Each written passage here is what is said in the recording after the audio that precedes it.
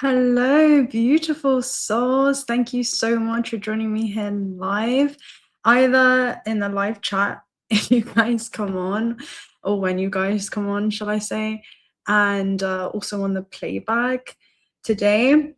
It's kind of a spontaneous message, but it is something that I've been sitting on for quite a few weeks before, I don't want to say announcing it, but before giving my take on Sun and everything that's happening when it comes to these spaces between dimensions, which are just vibrational frequencies that are self-organized, that are becoming thinner and thinner. Now, we're going to dive into this topic today because I was going to do a pre-recorded, but I was like, why don't I just hop on live and connect with the family?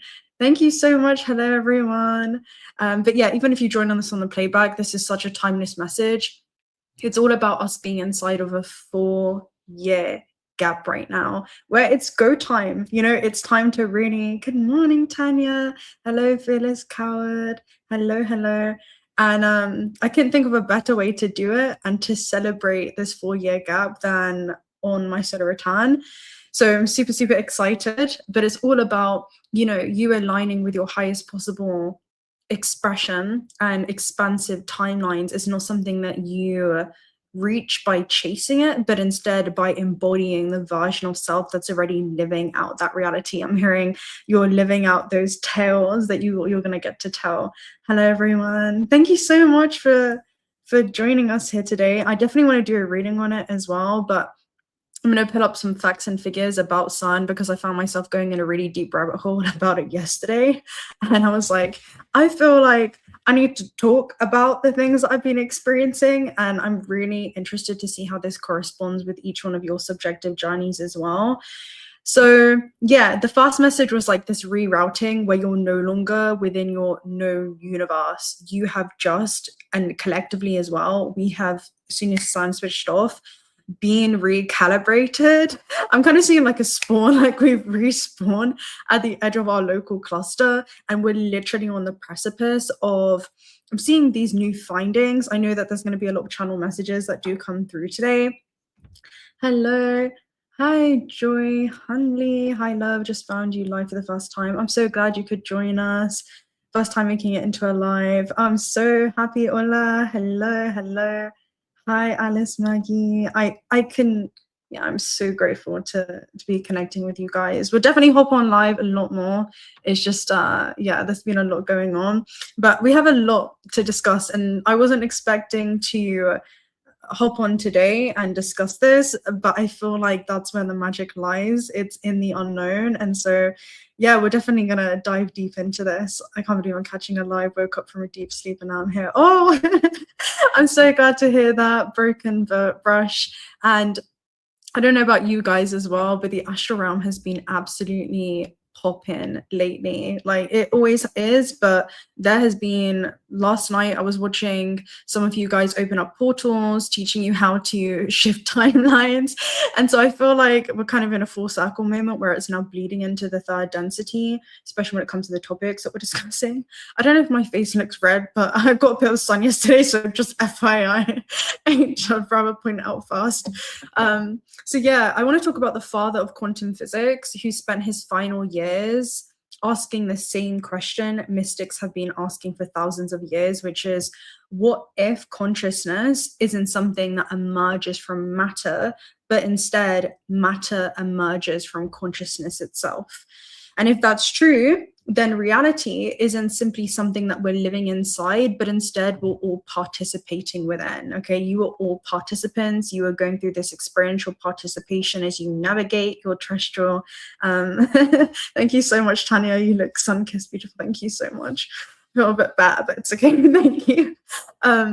Yeah, but then reality isn't something that we just live inside, but we're all participating in. And you guys are going through your own experiential participation in the way that you navigate your exchanges on Earth. Now, the beauty is, and I'm seeing the beauty that's actually unfolding from you, and I'm seeing it as a blossoming that's happened within you, is that as you've gone through this transfiguration, right, was the key word the other day, which is literally about a spiritual ascension and upgrade, you're now going to see that mirrored in the quality of your exchanges with your fellow space-time travelers, with our fellow humans.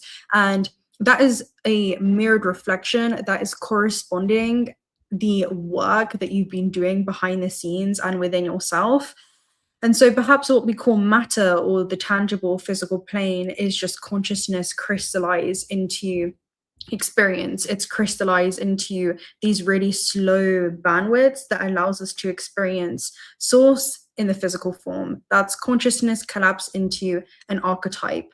And I'm seeing it as there's many different archetypal manifestations that you've experienced yourself through, and you're going through another profound shift where you're going to be embodying a higher expression of you. And how does your soul's essence look like through form? So yeah, this is essentially what Donald Hoffman has determined mathematically. Yeah, I love Donald Hoffman. He's so much fun. He is I so recommend for anyone to watch. He went on the Diary of a CEO as well. It was a beautiful, beautiful discussion. But this is essentially different expressions of the one, where you're experiencing yourself through countless life forms. And of course, I'm hearing you're a subjective participant, so you have your subjective lens, but there's also this omniscient, omnipresent, and omnipotent kind of field that you're enmeshed with as well. So that brings me to 𝓤. If you guys don't know about 𝓤, it's actually home to one of the Large Hadron Colliders, and it's a 24-kilometer underground particle accelerator designed to explore fundamental nature of reality by colliding particles at incredibly high speeds. And so it opens up rifts within the fabric of space-time. In my humble opinion, it's opening up black holes and a lot of interesting aspects. And if we think about like dark matter, there are studies to show that dark matter is simply gravity that's bleeding in from alternate dimensions, and this is something that we're experiencing. I'm going to get into that. We're just at the tip of the iceberg, guys, and I want to get Spirit's take on this, and we're going to be doing a reading on this. And yeah, I'm so excited to be able to connect with you today. It's such an honor. It's such a pleasure. It always is. And I know that we've all been feeling this. So yeah, scientists are continuing to investigate some of the universe's greatest mysteries, including things like dark matter and dark energy. And actually, dark energy in my Cosmos Oracle message, which we'll certainly be pulling from today, is literally about untapped potential within you. And this is what this 4-year gap is designed to do. It's designed for you to explore. I'm hearing previously unknown versions of self that you're getting reacquainted with in this life. And so these are things that exist beyond our current understanding of physics, and it's, beyond the, let's say, material realm. It's beyond ordinary perception. And so regardless of the science, I just intuitively sitting with this, and again, this is something that I've been sitting on for weeks before even bringing it up on the channel, is it literally feels like we're all entering into a threshold. And I feel like we're all on the edge of our seats to see what's going to unfold in the collective timelines. You turning reddish, are you experiencing light body transition? I just got a lot of signings today, but yeah, that's what I pointed out. But yeah, I appreciate you. So yeah, it feels as though we've entered this threshold where there's this space between breaths, and this is a 4-year window where the fabric of reality is behaving differently, okay? Because it's no longer being, let's say, manipulated in the way that it once was. There's less interference. So there's an opportunity to reconnect with ourselves. And, symbolically, it really just shows that we are entering into a time where time itself is no longer behaving linearly. We are receiving all kinds of messages from parallel lifetimes. I'm seeing signatures. This is quantum non-local aspects and fractals of ourself, soul particles, where you're merging all these pivotal versions of yourself into the ultimate. So it's like a recalibration period. It's literally a rift within the fabric of space-time. Thank you so much, Akashic Divination. After I go through this, guys, I might drop a link in the live chat if some of you want to come on and give me your takes on what it is that you've been experiencing. I would love to work with some of you one-on-one today. That would be a gift to me. And thank you so much. Yeah, thank you so much for the birthday messages. So yeah, it's not a break, but it's more like a softening. Almost as though realities that once felt like they were separate and now close enough where they're beginning to brush into each other. I'm going to talk about my personal experience and what it is that I've been going through as like a case study. And I'm so excited to be able to exchange information because I see this as a communication hub where we're all coming together and sharing our findings. So yeah, definitely recalibrating. And I'm going to do another message on this pre-recorded just so I can throw in other illustrations and things like that to give you more of a you know, physical point of view of what that looks like, or visual point of view, I should say, but we're going to use this today, right? We're all capable of doing that. So if consciousness exists as a field of infinite potential, then perhaps timelines, right? The timelines in different points in time that are alternate from what it is that you're experiencing within this coordinate aren't just places that we travel to. It's not that you go from here to here, point A to point B, but instead they're frequencies that we resonate with. There's a specific card in my Cosmos Oracle. I'll try and bring it up after. So if we imagine reality as thousands of transparent sheets that are stacked up against each other, let's just say this stack of cards, and normally your awareness is only tuned into one layer. So let's say we're only focusing on, let's see what we get, the Knight of Chalices. We're only focused on one reality, this one reality here. We're going to get theatrical with it, guys. And that's the one that you're experiencing. But as your consciousness shifts, it's almost as though these layers become more transparent, where you can see every single deck of cards, even when they're stacked like this, right? It's like you're beginning to see all versions of reality simultaneously. And that's not because it's changing. It's not that, let's say that this dimension is changing. It's that your consciousness is shifting. Your consciousness is now able to perceive beyond ordinary layers of perception. So that's what happens when you ascend into a higher octave. It's not that the veil gets thinner, it's that your frequency gets higher. And so you're able to perceive everything that is happening. You can think about it as below. And so the question is, right, like perhaps the version of reality you experience isn't determined by what it is that you want, but it's determined by the version of self that you're embodying, right? We talk about this all the time when it comes to collapsing time. Let's say that this version of self that you're aspiring to, okay, let's just say, let's come up with an example real quick. Let's say that you want to be a millionaire or something, all right?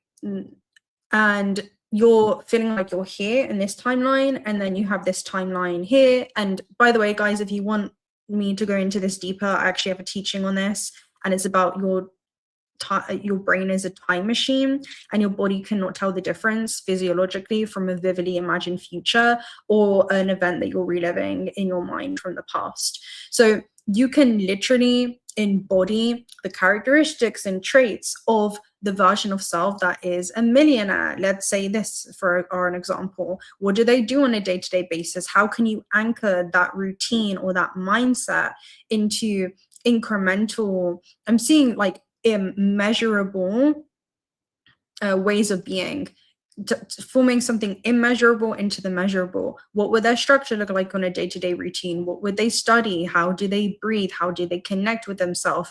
And how can you begin to anchor that into the now?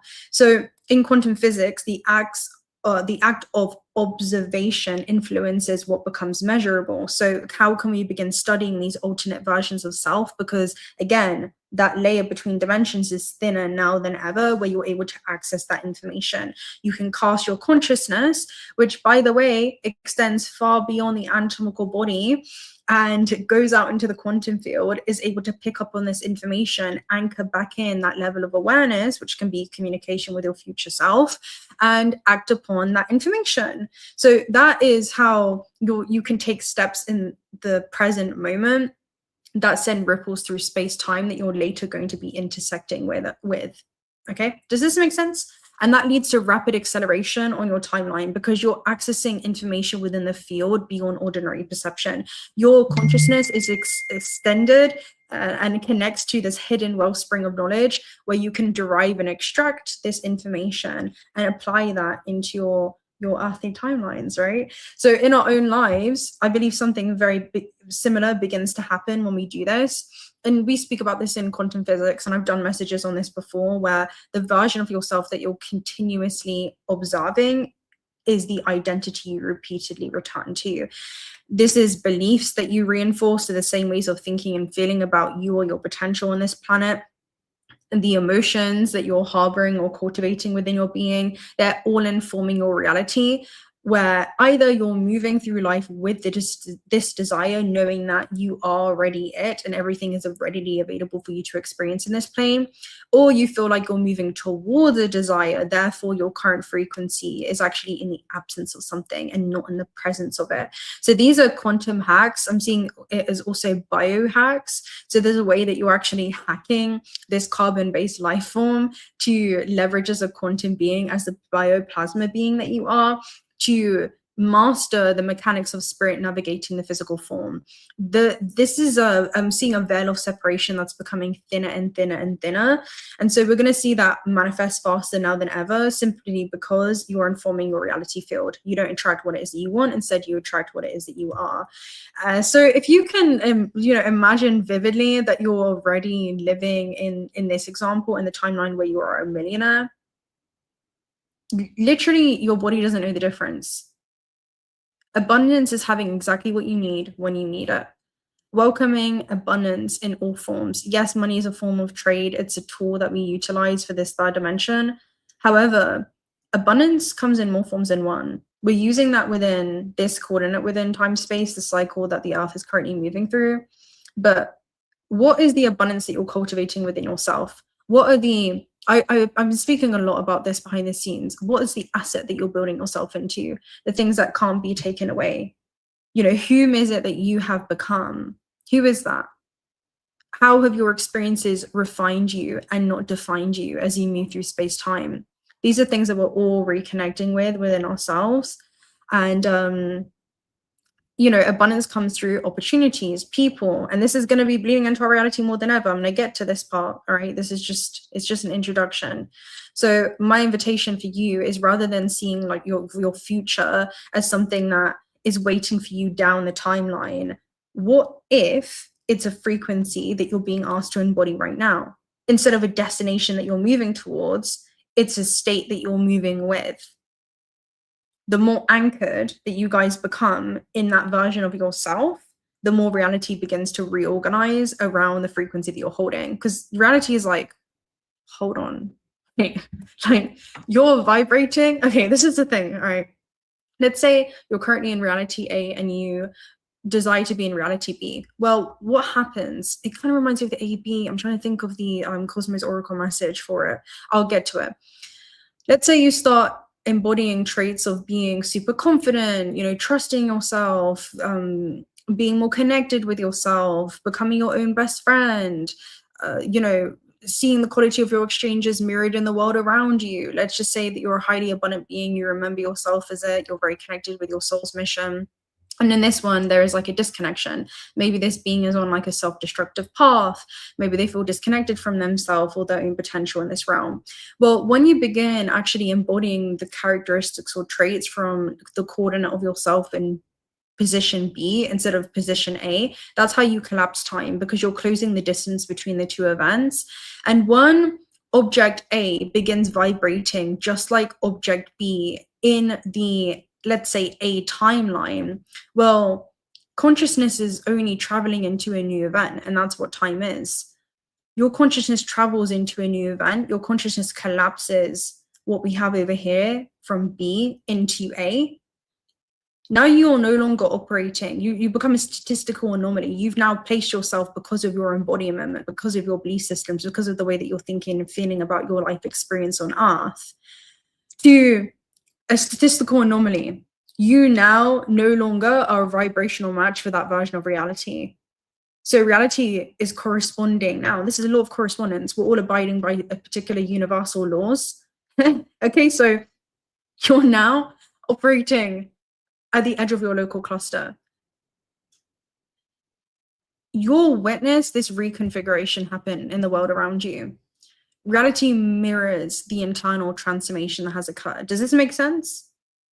Thank you so much, Aladdin's 1990. Thank you so much for your super sticker. May the energy that you send out return to you tenfold, collapsing into reality through all forms of abundance. You're deeply, deeply appreciated. Yeah, does that make sense? Thank you, beautiful soul.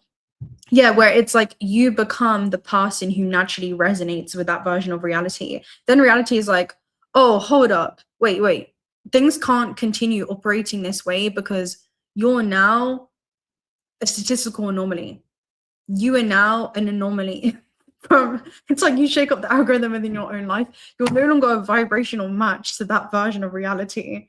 You're not thinking about it. And the thing is that intercommunication with source and the source within you, you are the power, you are the key to move freely between realms and inform reality of what it is that you want by knowing who you are, by knowing what you are.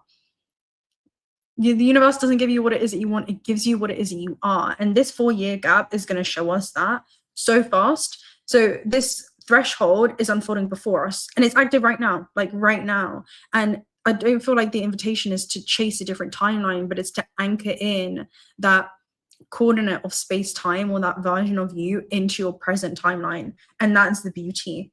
So yeah, we merged and became entangled. Yeah, you know, I hate to break it to you, but I think that we're all cosmically entangled in this system.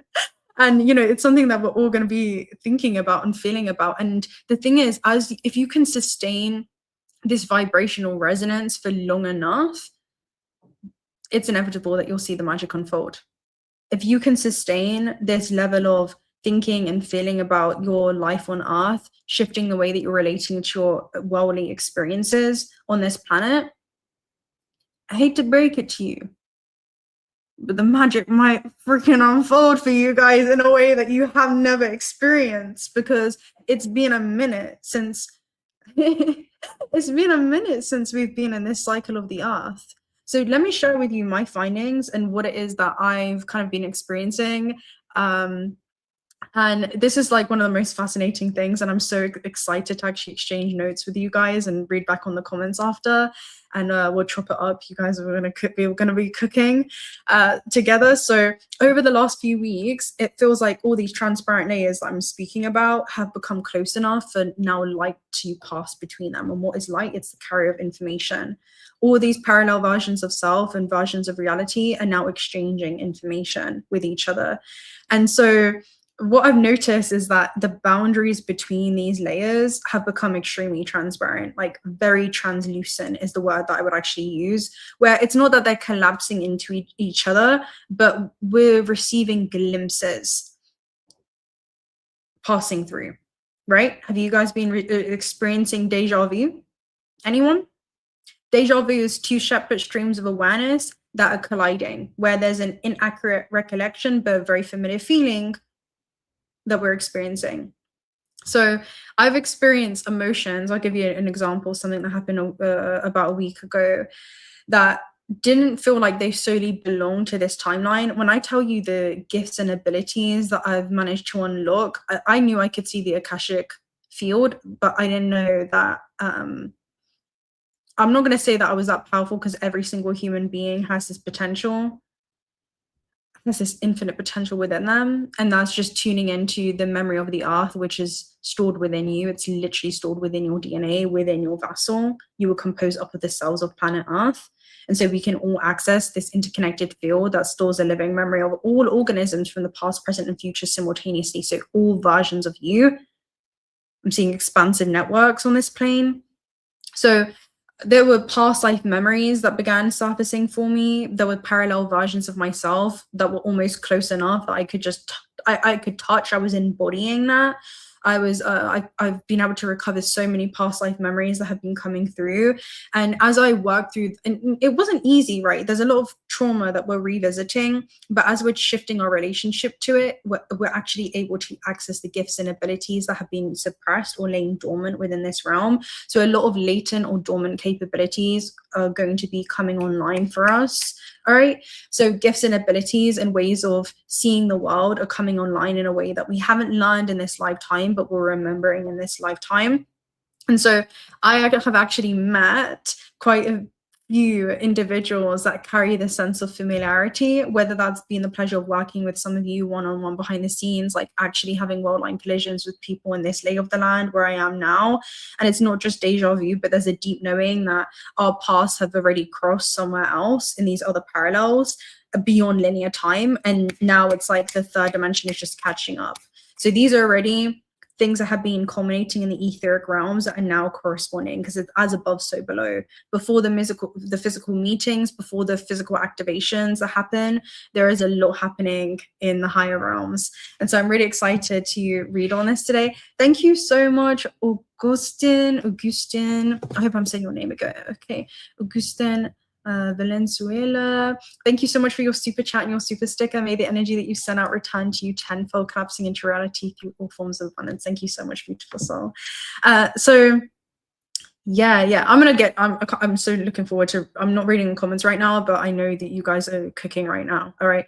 So even opportunities have actually begun arriving in ways that I could have never planned for my life, where the trajectories that things are heading on is quite magical. And so I'm sure this is something that we're all a nucleus of a family. We're all going to be experiencing this profound ripple effect that's taking place, where if you think about the ripple effect, you know, when you drop a stone into a body of water and it has this one ripple, you can imagine it as you drop a stone into a body of water and suddenly it's not just one stone and one ripple effect. There are like millions of them all dropped and they're all merging with each other. Do you get what I'm saying? I'll try and get illustrations when I do the thing, but you guys know what I'm saying, right? Where it's like, it's rippling, and they're all just colliding with each other. I don't know how to explain it other than that. So whether you see them as past lives or parallel lives or just different expressions of your soul or simply the subconscious bringing new material into awareness, the experiences are all very remarkably similar. And it's almost as though consciousness itself is remembering more.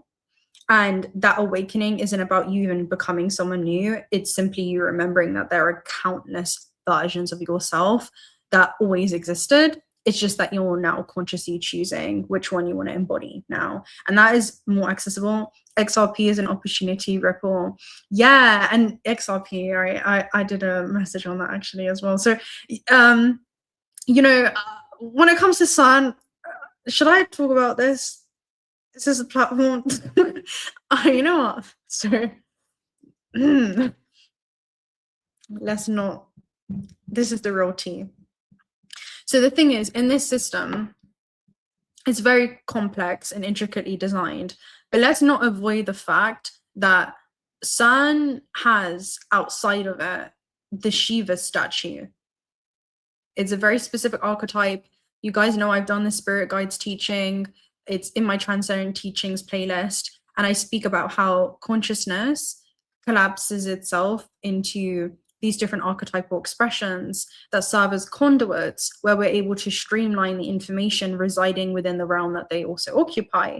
And so they become these divine instruments that allow this information to bleed through them and connect with us because we're having a physical experience. And so archetypes are super helpful for our brain to even just comprehend the information that's coming through from these other realms.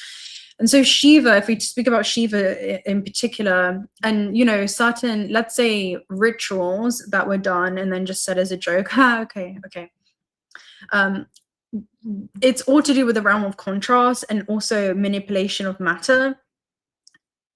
And we're going to get to that, right? Let's just break down Shiva, first of all. She is doing this cosmic dance in this particular form. And so it's all about the destruction of old forms so that new forms can emerge. This is extremely symbolic. It's also the dissolution of an old reality so that a new one can emerge. And it's the cyclical nature of existence itself. Let's just give you a glimpse into Sun when it switched off last time and came back on. What happened? We had the market crash. Anyone remember that? What happened the next time? Oh yeah, 2020. Anyone remember what happened then? Okay, yeah, I'm not the only one, right? So, and it's not supposed to come back on until the year 2030. If you guys know the Project Looking Glass and Bluebeam, yeah, there was a reason why we couldn't see past the year of 2030, and it's because free will coming online, you can't stop what's coming. It's inevitable. That's why I'm saying it's go time, and I'll get to that, and I'll probably do a deeper segment and teaching on it. However, it's this dance between order and chaos, and this it continuously shaping our universe, where death is not just the end. It cannot be eliminated. Energy cannot be eliminated. It's not that it's just annihilated. It's about old identities that are dissolving, if we're viewing this from the esoteric view, so that a new one can emerge. And Shiva is the archetype that can be seen as the part of consciousness that is saying, well, you know, what is no longer aligned must dissolve so that a more coherent expression of me can actually emerge. This is how it's impacting us subjectively. I'm not even talking about the collective objective just yet, but each one of your subjective journeys, it's contributing towards these collective timelines. That's what I'll say to begin with. And hold on, there was another message that was coming through, but maybe we'll circle back around to it. Let's see if it comes back. Oh yeah, so today, this is huge. Okay, and I've got a message, I recorded it today, it will come out later, for the 10th of July, which is the South Node that is in conjunction with Venus today. And so this is like a huge shift that's occurring, where there's a releasing. The South Node doesn't bring about anything new. Instead, it allows us to release something that no longer serves a purpose for our highest possible timelines. So there is a new you that's emerging through this release process that's taking place. So it's not fundamentally different from, if we talk like topics of timeline shifting and quantum becoming and just a transfiguration that's happening within your own identities, but it's remembrance that if reality is just this field of infinite potential, because remember, reality is not static in any way, it's a continuous summation of infinite quantum paths encoded into your field as a wave of possibility, then the Shiva archetype would then represent this point where possibility dissolves so that another can begin to crystallize. Your consciousness crystallized into form. And what happens when that crystallization begins to, you can think about it as like ice melting. You take on another archetype or expression. And so this is like the threshold between those timelines. What happens when the caterpillar goes into the chrysalis? It becomes liquefied. It literally is in this liquefied state before it emerges as this butterfly. This is literally where humanity is sitting at right now, and collectively as well we're sitting at. And so it's a moment where an old identity is literally dying so that a new one can be born as well. So it's huge. Yeah, you guys let me know what your take is, because afterwards I'm going to scroll through the comments and we'll talk. But I see the dance is not something that's happening to you, it's literally happening through you. Okay, life isn't happening to you, not even for you, it's happening through you. It always has been, and it always will be. And every time you release an identity and you stop reinforcing an old way of thinking about, I'm also seeing like an old narrative or an old belief system, then you can make room to start embodying a new frequency. It's simply through the act of choice, choosing to no longer think about, I'm hearing also interrupting your old cycles, thinking about maybe yourself or your potential or your relationship to a certain area of your life, changing the way that you're feeling about it. Then you're changing your resonance to it, where you're now outgrowing, let's say vibrating out of alignment with the old earth. And you're participating within the same symbolic cycle of that dissolution of Shiva and creation. And that's why the great collider, in my opinion, humble opinion, is not just a machine, but it is an expression of consciousness itself, right? Where every moment in your current, let's say every moment your current identity begins to collide with a higher expression of who you are becoming, then one version of reality that you once knew begins to dissolve as you're actively embodying a new one. A new one begins to emerge. So what reality are you creating through the version of self that you're embodying in the now, right? How would that version of self think? How would they feel? Thank you so much, Robert Woodard. Thank you so much. I'm going to put the super chats on the screen afterwards and say thank you to you guys in case I'm missing some of you. Thank you so much for your energy. May this return to you tenfold, carried forth on a luminescent wave of abundance, collapsing into reality through all forms, expected and unexpected. Thank you so much, beautiful soul. Thank you so much, Simba, as well. Happy solar return. I'm so grateful to be able to spend it with you. And yeah, it's the best one yet. I'll say that. Every year it just keeps getting more magical. So thank you so much. May the energy you send out return to you tenfold.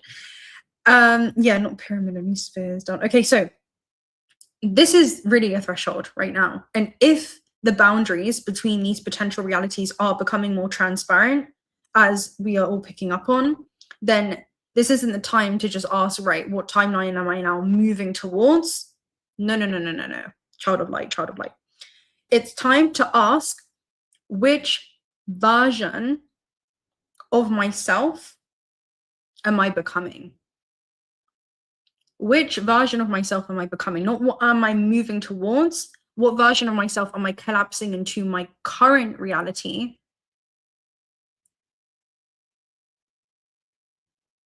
Do you get it? Are we on the same wavelength? Because what happens? Reality begins reconfiguring itself to correspond with the version of self that you're embodying and anchoring into your current reality. And I've done a message on this. I swear it was in, not Machu Picchu, it would have been when I was in the Sacred Valley. So I'll try and find that and I'll share it on the community page today. But yeah, it's like your reality essentially doesn't reorganize around your desires and what it is that you want from over there, but it reorganizes around the version of self that you're embodying now. It organizes itself around your identity. You don't create reality by chasing it. Again, as we opened up, you create it by becoming the vibrational match to that version.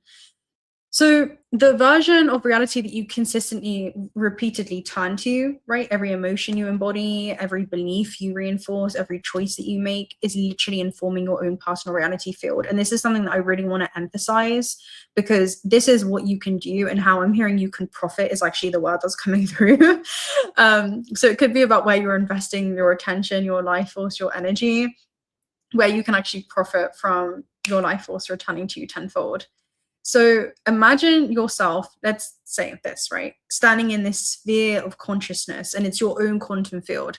Each one of you have this. You know, if you know, you know. I've done messages on this. I've shown you through illustrations of what this is. It's a 363-degree dome around you, up, bottom, side to side. We might even do a meditation closing out just to really lock this in. And that's your own quantum field, right? This is everything within that sphere is responding to the frequency that you're broadcasting out into the world, not the future that you're hoping for, not the version of yourself that you long to be, but the version of self that you're living today, that you're actually living out today. And if this is a 4-year threshold, you can think about it as like this time dilation bubble, where the person you are, some sun turning off, and the person you are and comes back on. Yeah, don't spend that time waiting, spend it becoming. Spend it becoming. Because each one of us, when we do this and we anchor this, then the person that you're becoming, who already embodies the life that you're calling in, becomes inseparable. This is going to collapse. Time is behaving non-linearly. You're going to see this happening faster now than ever before. So if you move with that timeline now, like you think from it, you choose from it, you love from it, you create from that space, then you change your frequency and your reality bubble begins organizing around you of, oh, hold on, who is this? We can't move you over here. No, we have to move this to you. You get what I'm saying? And Joseph made a really good point. If Joseph hops on here at some point, I would love that. But he made such a good point around, you know, if you can see it in your mind, you can hold it in your hand too, where he brought up this analogy of, you know, he was talking about, like, if you're driving, you want to drive like a Mercedes or something, then imagine yourself driving the Mercedes while you're inside of the Honda. Like, you better think, you better feel, you better celebrate it. You better experience gratitude in the present moment for the simple fact of, yeah, you, just for what is, for who you are. Because it's so malleable, guys. And, you know, when enough individuals begin doing this, then these individual fields that you guys anchor as these individual nodes, and you've heard me speak about this, they create this coherent lattice. And this is the cosmic overlay over the earth. This is each one of you as light workers in the system. And that's how collective realities and timelines also begin to shift. Because yes, we're powerful on our own, but we are infinitely more powerful when we consciously remember who we are together. And that's why spaces like this are so, there. You can't manufacture it. You cannot, you know, mimic it. You cannot buy it. This is This is coherence. Each one of you, it's fact that we've shared infinite parallels together. You are all soul family. We are all a nucleus of a family. We have all found each other through resonance. So yeah, that is a short synopsis on what I would say is happening. I definitely want to read some energy around this. But yeah, you're becoming a vibrational match to it. Even last night in the astral, I'll read to you my notes. I was being shown how to access a portal, and you guys are that portal where you become a vibrational match with what was on the other side of it. And I'm hearing that's how you collapse through it. It's like the realities are merging as one. And then I also saw, I was teaching some of you guys how to timeline jump, and there was a skill that was required where it was easy to navigate once you learn the art of intention. And what is intention? It's kinetic energy. When followed through with action, it creates velocity and momentum that then ripples through space-time. And this is what's happening within you. I'm seeing this is how you're actually rippling through space-time as you're acting as that version of self. You're thinking and feeling as that version of self. You're collapsing time. Definitely watch back your mind is a time machine. I think I said that your brain is a time machine. And so this is about you returning back to that ancient power within you before you even ever left this realm. That's where your true power lies. Because it's not that you can't see or you can't, let's say, look at a layer of reality that, you know, many of us are subject to, but you can also see a dimensional layer of reality that has unveiled as this human condition lifts. Okay, that's really what this is. So especially because we're about to enter into the new year, right? The Sirius new year, star blessings. So that's at the end. I'm just going to go ahead and go up through these messages real quick from the chat. And let me know if you guys have any questions that we should touch on. Not should, but like, you know, it's a co-creative space. So any insights, I'll definitely be down to step into that co-creation. Let me go and see what you guys are saying. Go through the chat real quick, and then we're going to pull some energy on this. I'm super excited, actually. In the flesh. It's inevitable. Out of chaos comes clarity. Yes, red-haired. Yes, energy cannot be destroyed. It can only be transformed or transmuted. Exactly. And you are an energy being. And so you're just transforming yourself into a quantum non-local energetic point within space-time that just sits at that coordinate. And because time is not linear, and there's only an illusionary separation, well, you're anchoring that now. I'm seeing it as you downloading that into your vessel. So I've met a lot of interesting individuals, like so many of you as well that I've been working from behind the scenes. Just memories have been surfacing from past lives where we worked together and we're coming together to work again. It's yeah, it's been quite emotional, to be honest with you. It's been like just beautiful. Sun got in trouble, might not start up again, but they have other means like the AI data centers placed on ley lines to manipulate energy that way. Yes, Auntie 87, you're cooking right there. Yeah, but and also, you know, to add to that point, of course, we also have 6G towers and a bunch of other things, but we must understand as well, by zooming out enough, this is all contractual agreements that Gaia has accepted in order to experience a level of contrast. And so what we can do with things like this is detoxing heavy metals from the body. Okay, let's just say spirulina, cilantro, you know, we also, you might want to work with copper. That's also a great one.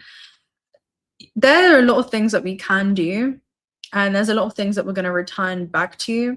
And it's ultimately the grand design of how Source plays with itself. Of course, there is going to be, let's say, it's not to fearmonger of, okay, yeah, this is interference that's happening, because ultimately nothing is going to stop what's coming. Like the mass awakening in consciousness itself and the remembrance that so many of us are coming into, nothing can. And so the light always prevails, and everything is light. It doesn't have to look like light for it to be light. And so when we understand how things operate and how things function, everything is operating from fear or love. And even with these larger systems, and this was a huge part of you have one lunar cycle to prepare for this. And when I spoke to you guys about that Gemini new moon to full moon, this was the kind of things I was talking about. Okay. And I said a lot without saying a lot in that message. So I'll reshare that on the community page, where we have to be really intentional with how we are observing these systems, because what you judge, you continue to attract, and you'll continue to attract the things that you judge until you just fully accept them as they are. You understand how they function. You understand how certain, let's say, extensions or expressions of ourselves operate. And so these larger systems have this, love of power, but ultimately the power of love is always stronger. And so if we can accept them and understand that everything is playing its role perfectly in the system, and it's a little bit of, exercise. If you guys do a little bit of resistance training, yeah, that's how you're able to tear down the muscle fiber so that it can recalibrate and grow even stronger. Well, that's spiritual stamina within this third dimension. So we experience rapid soul growth in this realm, and that translates into etheric growth, that it has eternal value through this contrast. It's a playground of contrast, but it's still a playground for the soul. Yeah, there's a little bit of resistance of the seesaw, but if we can remain in the 0 point and be seated in the stillness of our own heart, which again, the heart space interconnects us all as one. We are inseparable, especially from the things that we may try to cast judgment on. Then we can observe the intricacies and complexities of our surroundings in this third dimension, but not lose touch with who we are. Why should we fear, these larger systems at hand, when in essence, your true self originates and extends and branches far beyond this matrix, far beyond this network. So you can be immersed in this system. And the greater the awareness, the greater the freedom. So that's like a really, really important point. So yeah, it's like, you can think about it as a test that's getting a little bit more complex and intricate. However, right before humanity is about to merge with the stars, what do we see happen? We see issues with war, we see issues with gender, we see a lot of things that occur in the system. We see pandemics and all these different, So the cycle of death in life, I painfully remember both crashes. Rebirth is always this way. Next shift is the last surrender. Yes. This is the thing as well. Any systems that have been built upon, illusions, or have been self-serving, have been parasitic, are no longer going to be able to sustain themselves.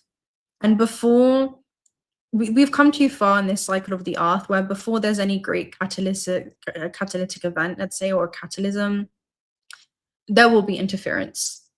Like interference on a higher level, higher civilizations. So we don't even have to really fear about it even getting to that point. It's, the collective is like a baby learning how to walk again right now. We're still very much in the early stages. Yeah, I see this, I'm being shown it as a rapid growth cycle that will be occurring within this 4-year threshold, where, how 4 years is actually linked to, what's it called, a leap year? Yeah, it's going to be one of those. It's kind of like, does a leap year happen every 4 years as well? Let's use that as a keyword. Yeah, it's like we're leaping collectively, where we're going through you go from childhood into adolescence. Or, it's that type of leap that's happening over these next 4 years, especially when it comes to your own journeys. Reset, realign, and remember. Let's use that as a keyword, guys, and then I'm going to do a reading on this. But for some reason, that has great significance, because I keep hearing it. There's something that we need to hear.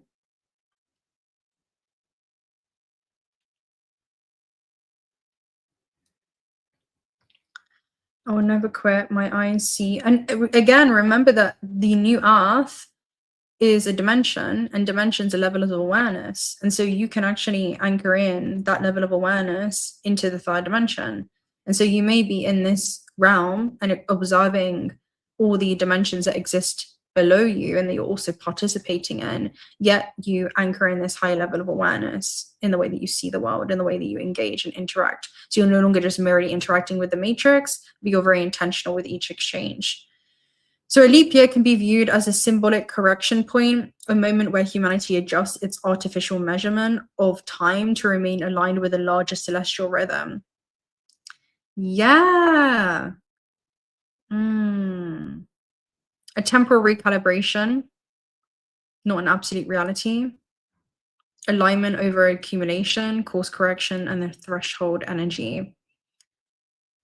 And because time is cyclical rather than linear, within that framework, it's an invitation to step outside of habitual momentum and ask what has slowly drifted out of alignment, especially collectively, what needs to be corrected before the next cycle begins for us, especially in your own sovereign journeys, especially today with the South Node conjunct Venus, all right? That's going to happen on the 10th of July. Your girl's birthday. So where am I measuring life? By an artificial clock rather than natural timing. So this is where time stops. Can we do this together? Time stopping. 𝓲𝓪𝓷𝓽. Those who look outside dream, those who look inside awaken within the dream. You are stardust wrapped in skin. The light that you've been seeking has always been within. You're not just inside of the mind of source, dreaming this experience into being, but you're living inside of your dream. You are the eternal being experiencing temporal moments through time, giving permission for time to express and experience itself through you. Everything is happening through you. You are one consciousness experiencing itself over and over again because the universe is one single being. So yeah, there's a paradox. There is a paradox. There's a buffer zone, or it's going to be a reset year as well. All right, clarification, reset. Yeah, super interesting. The relationship with living rhythms of the cosmos itself. And this is a new rhythm that's going to be unfolding in each one of our lives. Okay, let me see what you guys are saying. We shall continue. The trick is to ignore the battle and walk away into the new kingdom. Yeah, I mean, the thing is, we're just going to witness, and I've been speaking to Mo a lot about this, where we're going to witness some things kind of crashing out. I'll see if I can find my notes with him. I did kind of transcript some of our voice notes that we were sharing because we were chopping up, if you guys know Mo or not. But there's essentially this cosmic rise in divine intelligence that's happening, where consciousness is now hitting the earth and awakening humanity within this ripple effect. And so we're beginning to see that. Yeah, we're beginning to see that. I'll see if I can find it, or I kind of want to share it with you guys, but you know, if not, it's okay. I will have my one here at some point and we'll share it. All right, this is what I said. It's a transcript. So I said, yeah. You literally become like a vessel, right? You were this container, and I was just channeling this. I just got done. I spoke about, hold on. Let me see if I can find it, because there's something important. I was talking about how our vessel is a container that hosts many frequencies. And so when we're operating in anger, we're expressing a lower octave of ourself or archetypal expression, and within that dimensional realm. You know, it's a low bandwidth. And so if we're unconsciously in that state, then there are beings that exist within those states that will also run into through resonance. That's like the ecosystem of timelines that open up for us. There are other beings that will find their own resonance, whether they're subconscious agreements that we draw into our experience based upon what is our dominant vibrational state, what's our unconscious dominant vibrational state, whether it's lost, whether that is, you know, just let's say lower end octave expressions, okay? And we were speaking about having a mini death every night as you go into the astral realm. And there's a level of discipline that's required, a level of training our attention, training our awareness. After each exchange and interaction that you have in this system, come back to yourself and say, okay, yes, this is the beautiful illusion that we're immersed in. How can I, you know, exchange energy with this system, exchange conversations while not falling asleep inside of the dream or physical reality? How can you stay connected within your own divinity and roam this earth according to that divine essence and not fall asleep in the system? I wish at some points I could turn off and just go to sleep in the system. But there's something over this last like few weeks where I just can't. I can't do certain things. If I could just switch off and turn something on, and I don't know if you guys feel the same, but I've been feeling that. And so, yeah, there's some messages that we were speaking about when it comes to just being conscious and unconscious and understanding what it is that we're running into, and how your exchanges on planet Earth are bleeding into etheric timelines. They're bleeding into many other dimensions that you're interacting and interconnecting with. That's just a side note. I'm honestly not worried about sun. I'm worried about what I'm actively embodying and what I can control my own direct subjective experience with reality. Achilles, so well said. That's my point. It's less to do with the external systems. I'm sure we've already all been experiencing this subjectively, and just to zoom out and then have that deeper understanding of something that we innately understand. This is what's happening within your own personal reality field. The reason I'm bringing it up is because this is a time where you have to look in. Like, you have to look in when it comes to that own personal reality bubble. I'm holding space. We're all about bringing about this new earth. Exactly. Aloha for everyone watching from Albany, New York. Hello, happy Friday, everybody. A reset, a reset. We're all unique. The signal of the new earth. I love that. Is her birthday today? Yes, it is. That's interesting. All right, we're going to do a message on this. We're going to do a reading, and then I'll come through and read the rest of your guys' comments. You guys are active. I love to see it. Active, active, active. All right. Oh, Steve. Thank you so much, Steve. You sent that on this time at 1:44 p.m., which is so freaking auspicious. That's like a huge symbolic sign for me for the angel number. Thank you so much for your energy, and it's always great to see you. I know that we're not doing the premieres right now, but yeah, it's always a blessing to see your face. So thank you so much for your energy. May the energy that you sent out towards me and the collective continue to ripple through reality and space-time and reverberate back into your experience tenfold, collapsing into reality through all forms of abundance. Thank you so much, Steve. You're deeply appreciated. Right, let's go and do a message on this, because I'm really interested to see what comes through when it comes to your personal reality bubble. And then I'm also going to get, okay, let's do this. Let's do a subjective, and then we'll do an objective theme. So on a higher level, what's happening, and then also I'm seeing that Sirius star blessings on it.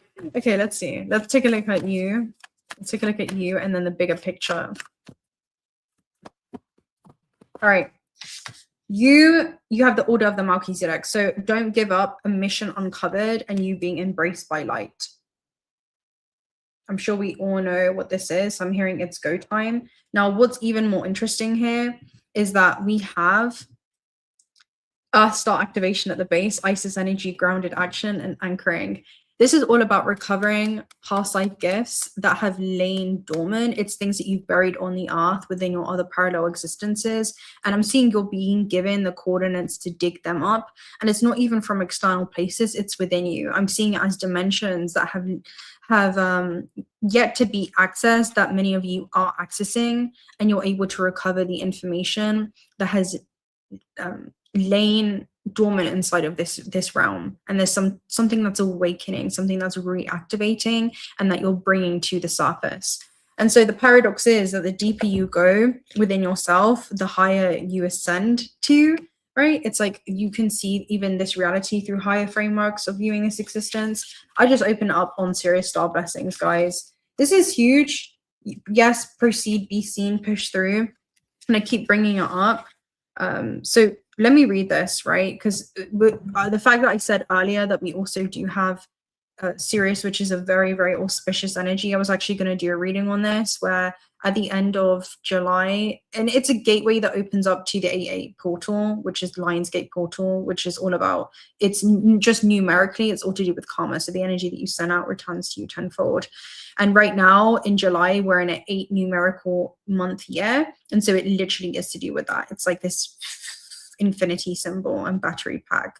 And ancient Egyptians actually associated this rising of Sirius with the annual energy of the new beginning, the new cycle. And it was very heavily linked to the Nile as well.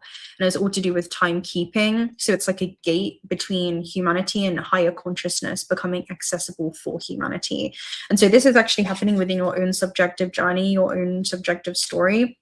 Now, when we talk about suns as well, what is sun? A sun is plasma. It's a highly intelligent organism of consciousness, and is a plasma being that emits photons. It emits information that you can connect to as an organism that actually extends and branches and originates from this celestial light that you can always communicate with within your own journey.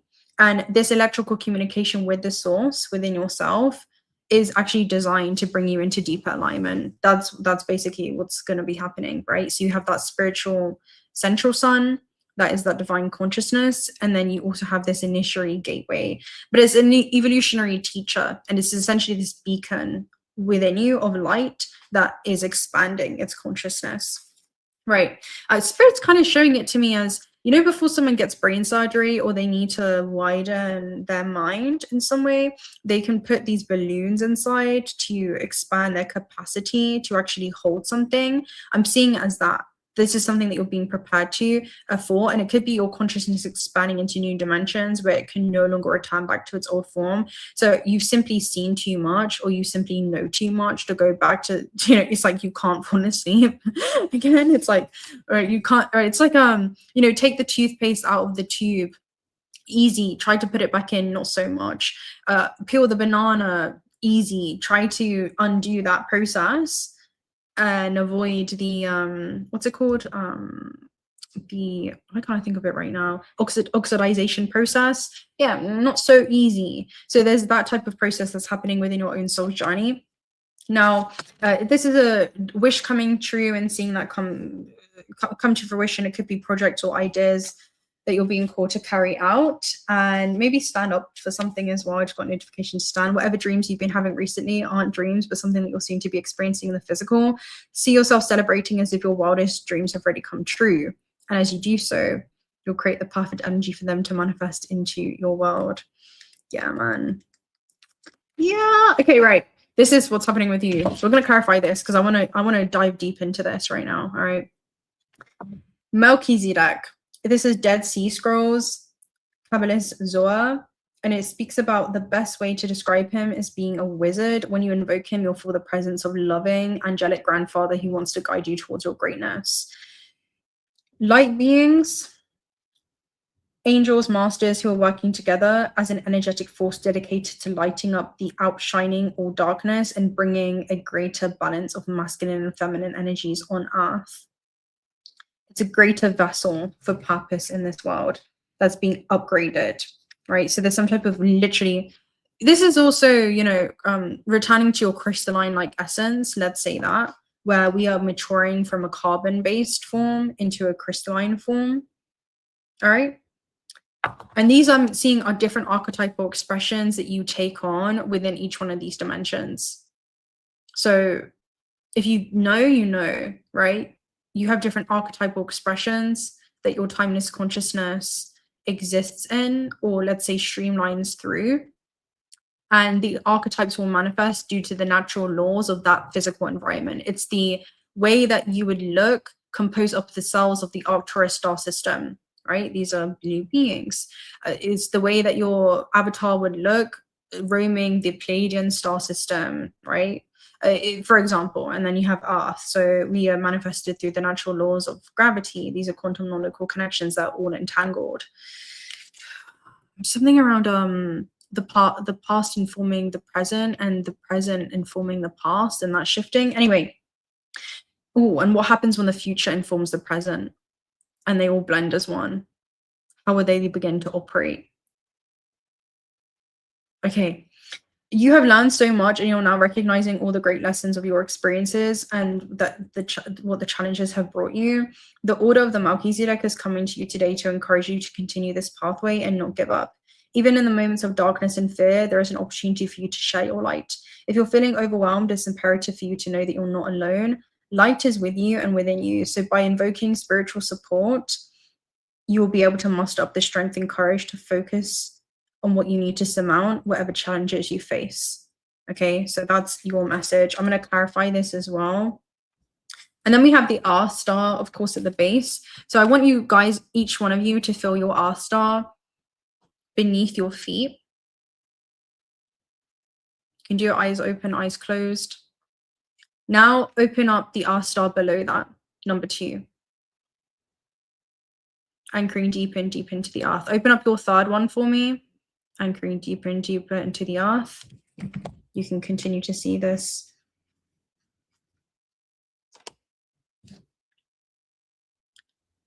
Open up your 4th one, your 5th one, your 6th one. Ooh. 7, 8, 9, all the way down to the grid system of planet Earth, of Gaia, yes. Do you feel that? All right, let's go and take a look at a Cosmos Oracle message. You don't just have them up here, you have them here as well. And this is, you know, it's very healing energy from the planet Earth herself. And this is another thing when it comes to just material existence and how we're transforming this.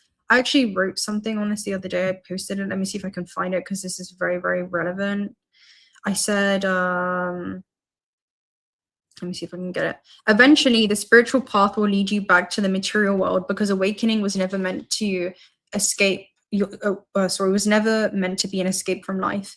Many begin the journey seeking transcendence or detachment from the struggles of the human experience. But wisdom reveals that enlightenment is not found in rejecting the world, but engaging with it consciously. The purpose of awakening is not to leave reality behind, but to participate in it with greater presence, intention, and love. You learn that spirituality is not separate from creating, building, relating, and expressing yourself in physical form.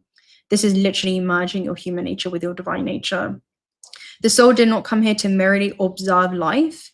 It came here to experience it, shape it, and play within it. True mastery is bringing the depth of your awareness into ordinary moments as the eternal being, experiencing temporal moments through time, sustaining this level of conscious awareness as you move through the system, as you interact with your fellow brothers and sisters. And maybe the highest expression of being awake is not escaping the world, but fully embracing it while remembering who you truly are. Let's go and clarify this order of the Melchizedek with the Cosmic Oracle. Right. 4-year cycle, right? Matter, of course it is. This is you actually organizing your life around why you're here. Like physically, this is tangible creation with matter. So something is collapsing into physical form. Mission uncovered, that's translating into your physical experience. It's inseparable. Like the human path, the divine path, your human nature, your divine nature is inseparable. Black hole at the base talks about an immense amount of energy that's going to be released or channeled into a project, a way of being, a way of navigating through the system. But I'm seeing it as you turning it back inwards. I'm going to read matter for you. Something's manifesting. It's inseparable. I'm hearing turning them immeasurable into something measurable. Thank you, Stardust. Hi, sweetheart. Thank you for bringing perfect messages that seem to penetrate my soul. I'm so very appreciative of you. Thank you so much. Well, thank you for being here with me because this is a co-creation and I have no words. I'm just in immense amounts of gratitude and awe to witness the work that each and every single one of you are doing. I'm not gonna talk about too much because I don't want to get emotional, but it's inspirational to me. So if you're on the wavelength and you're receiving the messages and you're moving and navigating, it's an inside job. And it's the work that you guys do when no one's watching.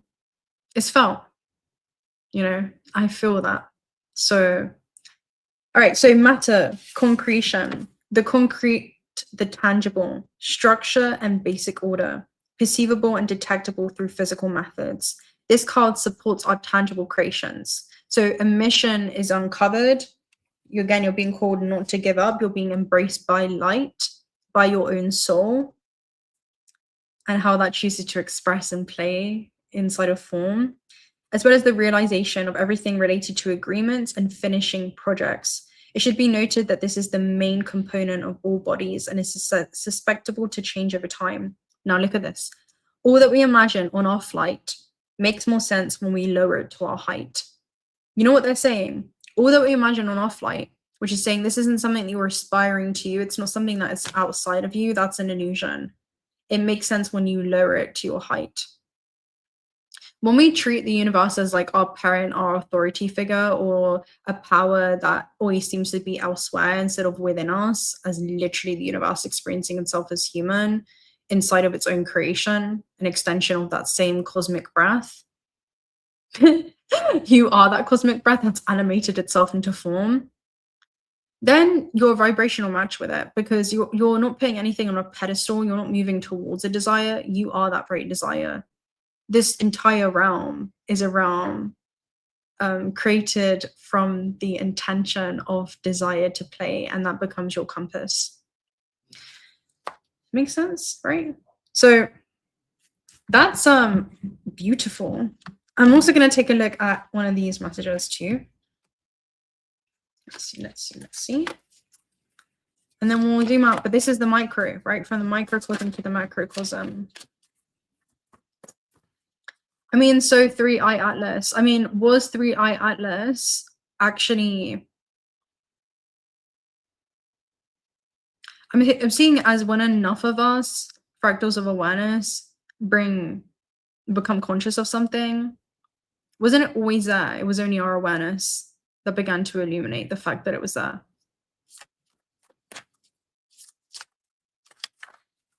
Everything is kind of existing in quantum potential. The wave collapses when it's observed.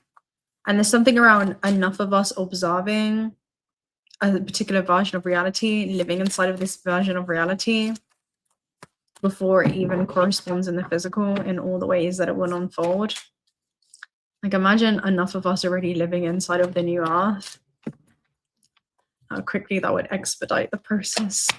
Okay, so before it translates externally, because why? Everything unfolds from the inside out.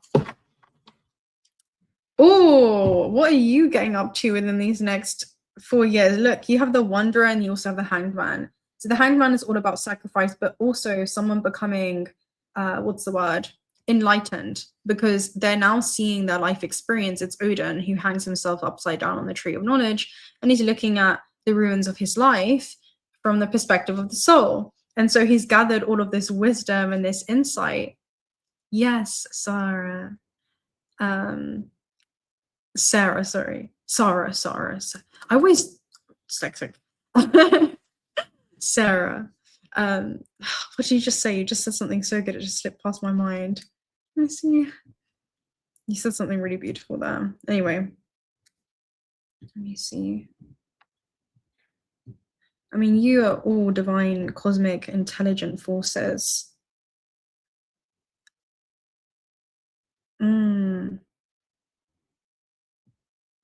I can't find it. Oh well. All right. The Wanderer. The Wanderer is also known as the Page of Wands. So he takes a creative spark and then he grounds it into the physical dimension. And as he grounds it, you know what ends up happening? Wandering is being given an opportunity to find a new way. The Hanged Man is saying that you're not lost. It's that you're going through a recalibration period, because you're now seeing life through the lens of the soul as the human condition has lifted. And so the way that you're seeing your potential in this realm is far different from anything that you've already experienced. It's like there is a complete new point of reference where you can't even utilize the marks left in a historical timeline as, let's say, anything within the filing cabinet of your experience. What is going to be experienced within this life has only been experienced in other lifetimes. That's where we're returning back to. So the Wanderer is a free spirit, new ideas, and inspiration. And you know also what? The Hanged Man in etymology, when we talk about sacrifice is to make something sacred once again. So you're bringing safety into your body, into this carbon-based life form that you're utilizing as a divine instrument, as a vessel in order to roam this terrestrial plane, so that the soul feels safe enough to play again. That's what's going on. So a blur of a figure dances with two flames, twirling in hypnotic arcs. They are quicker than the eye and avoid any chance of slowing down. For the wanderer, standing still is to have never moved at all. They exhibit a sense of freedom that can often be envied by others. An inner excitement burns fiercely within them, and they have a way of maintaining a fresh outlook on life. That is, as long as they keep moving. The thing is, things don't always have to be good, but you can choose to look at the good in things. And that's what the sacrifice hanged man does. He does. He turns them upside down and inside out.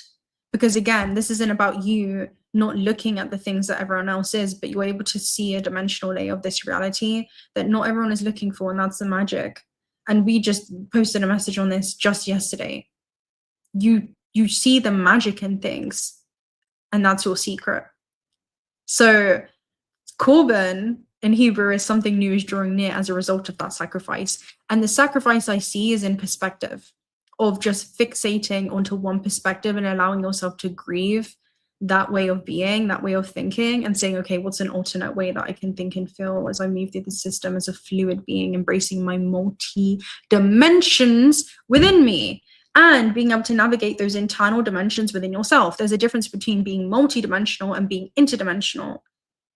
So your ability to lucidly, wake up and say, all right, one situation, many ways to think about it. One situation, many ways to feel about it. Many ways to also experience it based upon the way that I'm thinking and feeling about it while inside of this situation. The more detached and fluid you are in that notion, the more magic you see begin to appear in your life. Why? Because you're not static.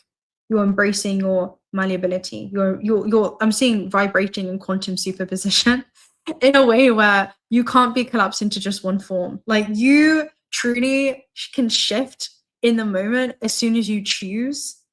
And that's the beauty of it. You can't be put inside of a box. You cannot be, I'm seeing something unpredictable in that energy. Like, you are an anomaly. It's confusing. It's your relationship with death. It reminds me of a reading that I did a while ago. And you even could be grieving the old self too, or a way of navigating through this contract that's just not going to be conducive or applicable for where it is that you're going. Okay. And it reminded me of this message, and it was all about this funeral. And you have two stark contrast characters, and these are characters within you, right? I'm seeing it as internal octaves, which I love. So one of them rocks up to this funeral, and they're wearing, they're all somber, and they're wearing black, and they're very sad. And it's this auntie, and she's talking about, oh, how tragic it is that this person's crossed over and passed on. Then you have the stark contrast character. Who do you think this is? Well, it's the uncle that shows up, and he's wearing this Hawaiian shirt. He's there celebrating the death, speaking about all the positive moments, all the memories that are going to be cherished, and the memories that will continue to live on. And those two characters can live within us simultaneously. And so a lot of it is about our relationship with endings in our life, maybe a ways of thinking and feeling, and saying, two truths can be true simultaneously.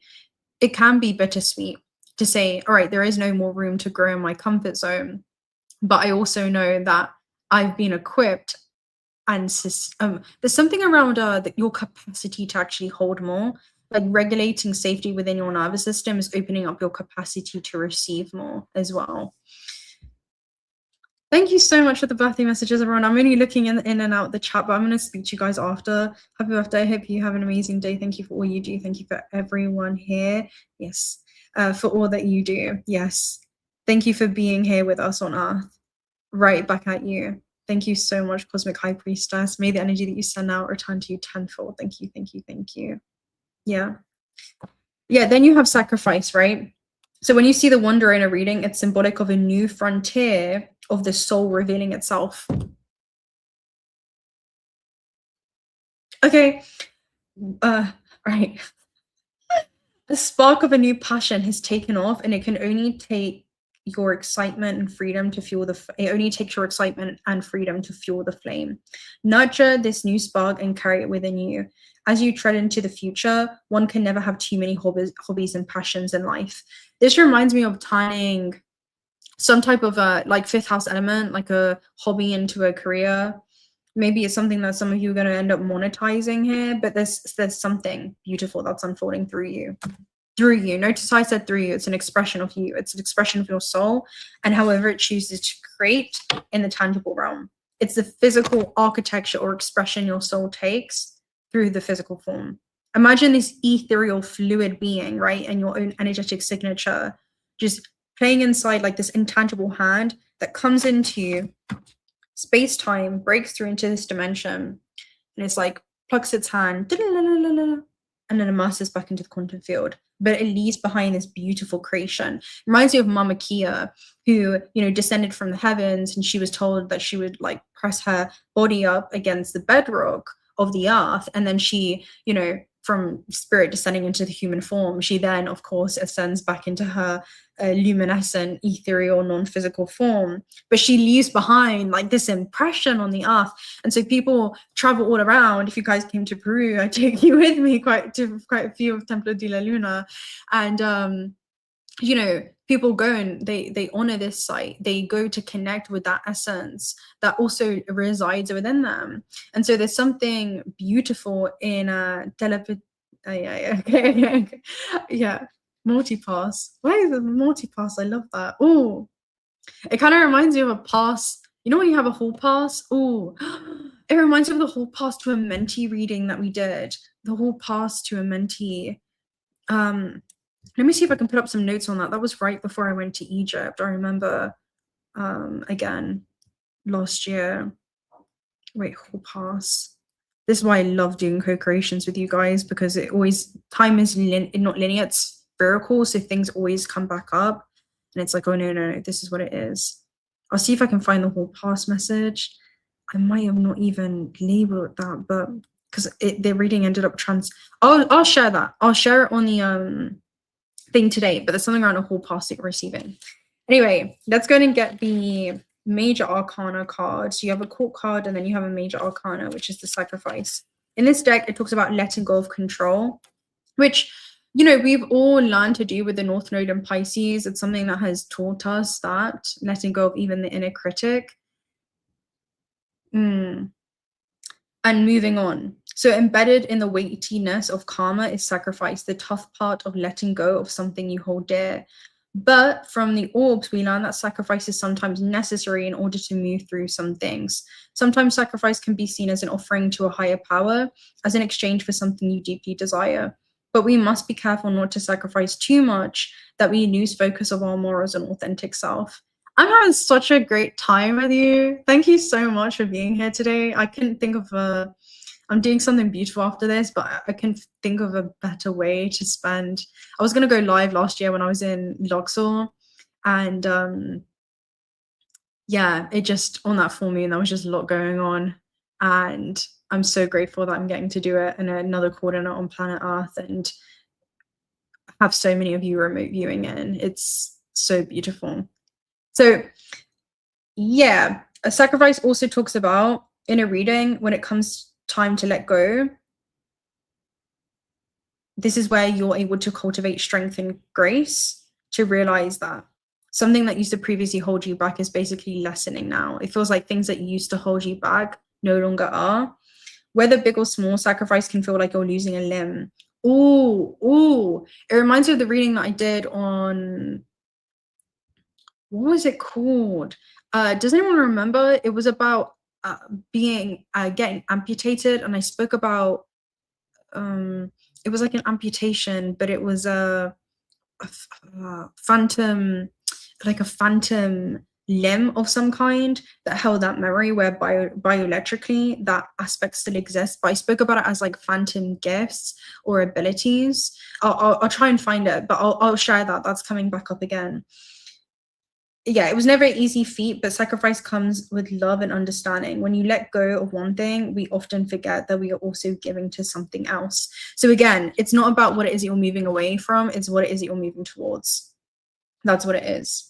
And it can feel a bit disorientating at first, because you're here with like a plethora of options. You have Venus and Scorpio here at the base with 7 of Lotuses, and the original 7 of Lotuses, if you know, it's this person, and there's kind of this smoky mirrored effect, because there's some type of wish fulfillment under one of these cups, but there's so many options that are open on the path ahead of them, where it's like, what do I do with these messages? What do I do with these insights? And I'm just seeing them weave together in a beautiful way beyond what it is that you can currently even comprehend.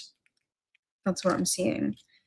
Thank you so much, Tanya, for your super sticker. I could not see the super stickers on stream, but I look forward to seeing what you chose. Thank you so much for the energy that you sent out. May the work that you do, that I know is so profound, you know, behind the scenes and in your inner realms, translate into your physical, tangible experience. May reality continue to reconfigure itself to correspond with the evolution and ascension within your own vibration, and have that ripple through the quality of the exchanges that you see in the world around you, Tanya, because you are magic. And I wish nothing more than you seeing that magic transcend apparently, but translate into your physical experience. Yeah, not what's the word? Not escaping this world, but seeing through the illusions of it clearly, seeing it through the lens of a magical being itself. Thank you so much. I appreciate you guys so much. I don't even have words. I don't. Whenever I sit on it too much, sometimes I have to sit here, you know, sometimes I just do messages with you behind the scenes, and it takes me a minute to, you know, recalibrate, because the way we've all found each other it's magical. I can only look back at the experience. And thank you so much, Miss Theodore, who tuned. Thank you so much. May your wise sage self continue to ripple through the cosmos and return to you tenfold. I love it. Reminds me of the inner dialogue with the owl. It's the oracle card in that deck, so I'm actually going to pull from that right now. But it's intercommunication, where many of us have been taught to ignore our inner capabilities to connect with this wise oracle. It's an octave of ourselves seated at a high level of understanding when it comes to the benefit of what we're currently moving through for our soul's journey. So hoot toot. Thank you so much. Let me go ahead and read the 7 of Lotuses, and I'm going to pull from that deck because I keep seeing that owl card now. Now, the 7 of Lotuses is choices and daydreaming. So this is what you'll find at the base, at the fundamental. Your guys' comments are actually going to get me. Don't. I love you, my soul sister, forever and ever. See you in my dreams. Let's go to another planet. Yeah, so much hugs. Thank you so much, my love. You're so deeply appreciated. I'm going to go through the comments after. Thank you so much, Starseekers 1010. 1010 is a growth card as well. Thank you so much for your kind words. You guys are just heartfelt. All right, so choices and daydreaming. Under the water of the new world. Wait, under the water, a new world unfolds. All right, this is the base of what's happening right now in your life. There's a new world unfolding beneath the water. Life has adapted, and now various fish and amphibians thrive in the recent flood, opening up new opportunities for growth. It's a symbol of duality, 2 worlds existing simultaneously. For many, the new rush of water is welcomed. For others, it may be an opportunity to adapt. You find yourself immersed in a wondrous new world. I'm seeing it as, oh, God, this is such a beautiful energy. There's going to be a lot of disruptions, and you know, we're being called to hold space for those around us, because Mo said it best. He said something like, you know, be in this world but not of it. We're going to see a lot of beings crashing out who may be resisting the inevitable flow of their own evolution. And ultimately, the universe is pulling us inwards, never anything away from us or us away from anything. It's pulling us inwards towards this remembrance. And it feels like a realization or like a 𝓼𝓪𝓬𝓻 kind of moment, but this is the fundamental base. This is magical. You may be feeling overwhelmed by decisions and instead have chosen to retreat into another daydream. It's healthy to fantasize having two lives, but too much time is spent in between both. You'll wake up not feeling part of either. Feel fully in it, get caught up in the wonder of one. So there's something that you're going to be choosing, all right? I choose for this to be my dominant vibration when it comes to my relationship to this new cycle, this new chapter. I'm going to choose, instead of fearing the unknown, I'm going to make friends with it. I'm going to see vulnerability as the only bridge to connection. And I'm seeing that happen for each and every one of you in such beautiful ways, So yeah, there's this cosmic rise that's happening. Yeah, let's go ahead and pull from this card then, or from this deck, I guess.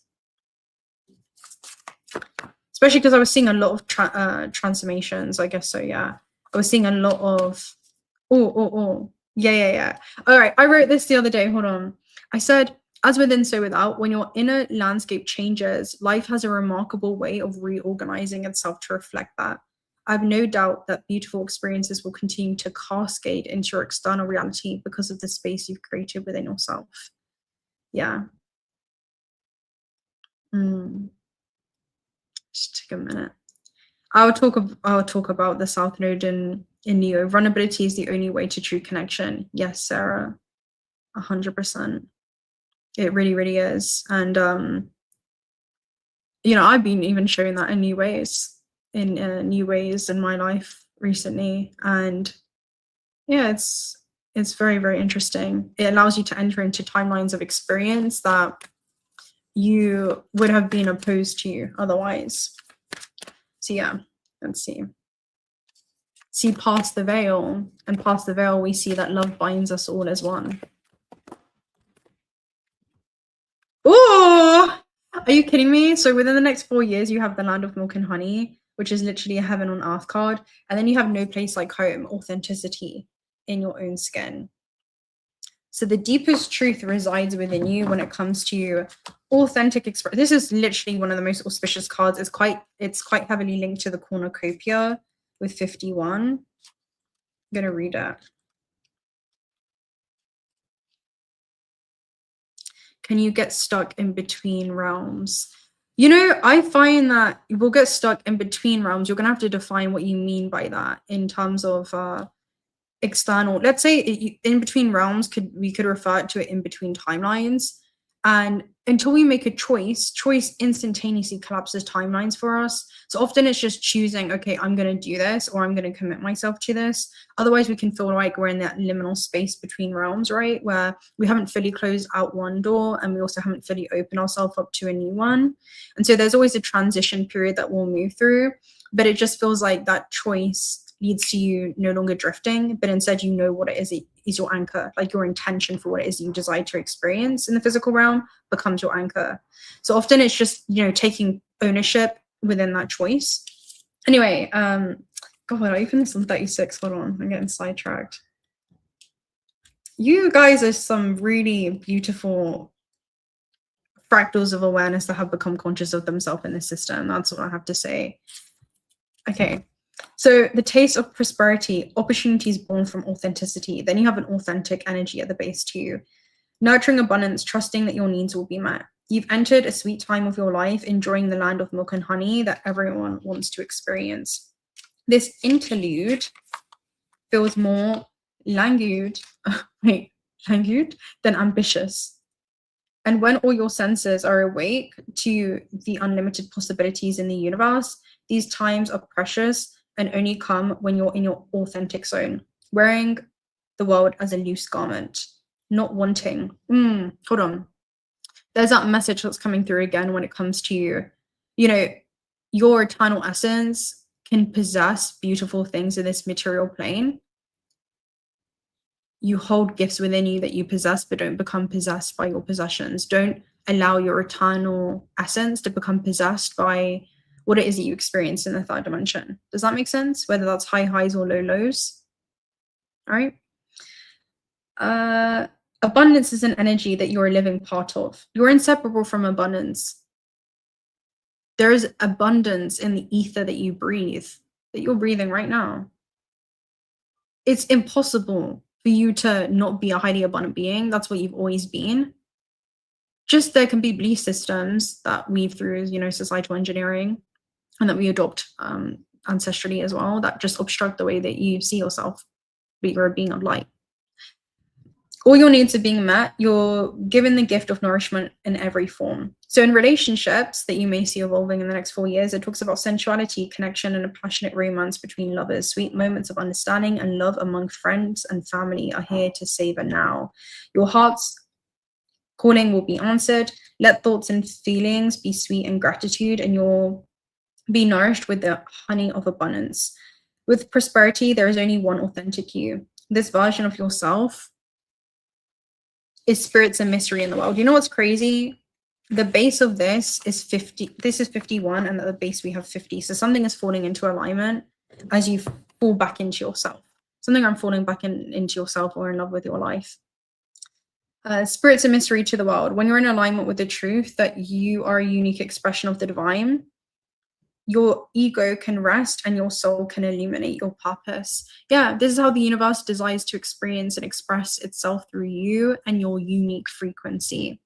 Because the things that are cast out and that streamlined through your specific conduit cannot be replicated. All right, now is the time where if you're seeking your true north, then you will find this direction and automatically step into prosperity, and the world brings you evidence of abundance. Miracles are a choice and a way of seeing the world. With every choice you make right now, you have the potential to seize good fortune and embrace your destiny. Opportunities will lead you to your best life now, so be open to them. You're getting a sweet taste of what you want. Yeah. The protection message is, again, don't turn to pleasure and comforts and a means to escape the physical world, because it will just be like a distraction. So it's like, who are you beyond the distractions? It kind of reminds me of just, I don't know if procrastinating is the right word, but it kind of reminds me of there will be internal wars within ourselves that we'll see really culminate when we know a path, but we're not actively walking that path. And because it hurts not to walk that path, sometimes we don't leave our comfort zone because it simply doesn't hurt enough. And there's that type of essence that's coming through. So otherwise you'll continue struggling, and it's a time for practicing extreme self-care. So if you can, do so before you engage in behaviors that you'll regret later. So there's something around checking in for yourself, knowing that you were loved, you were cared for, and feeling that compassion for yourself. Turning your troubles over to the divine within, so that all that counts, all of that counts right now, right? So that's like one of your main messages there. Oh, let's get one of these messages and see what you can embody more of for a character. Let's see the character for the next 4 years, right?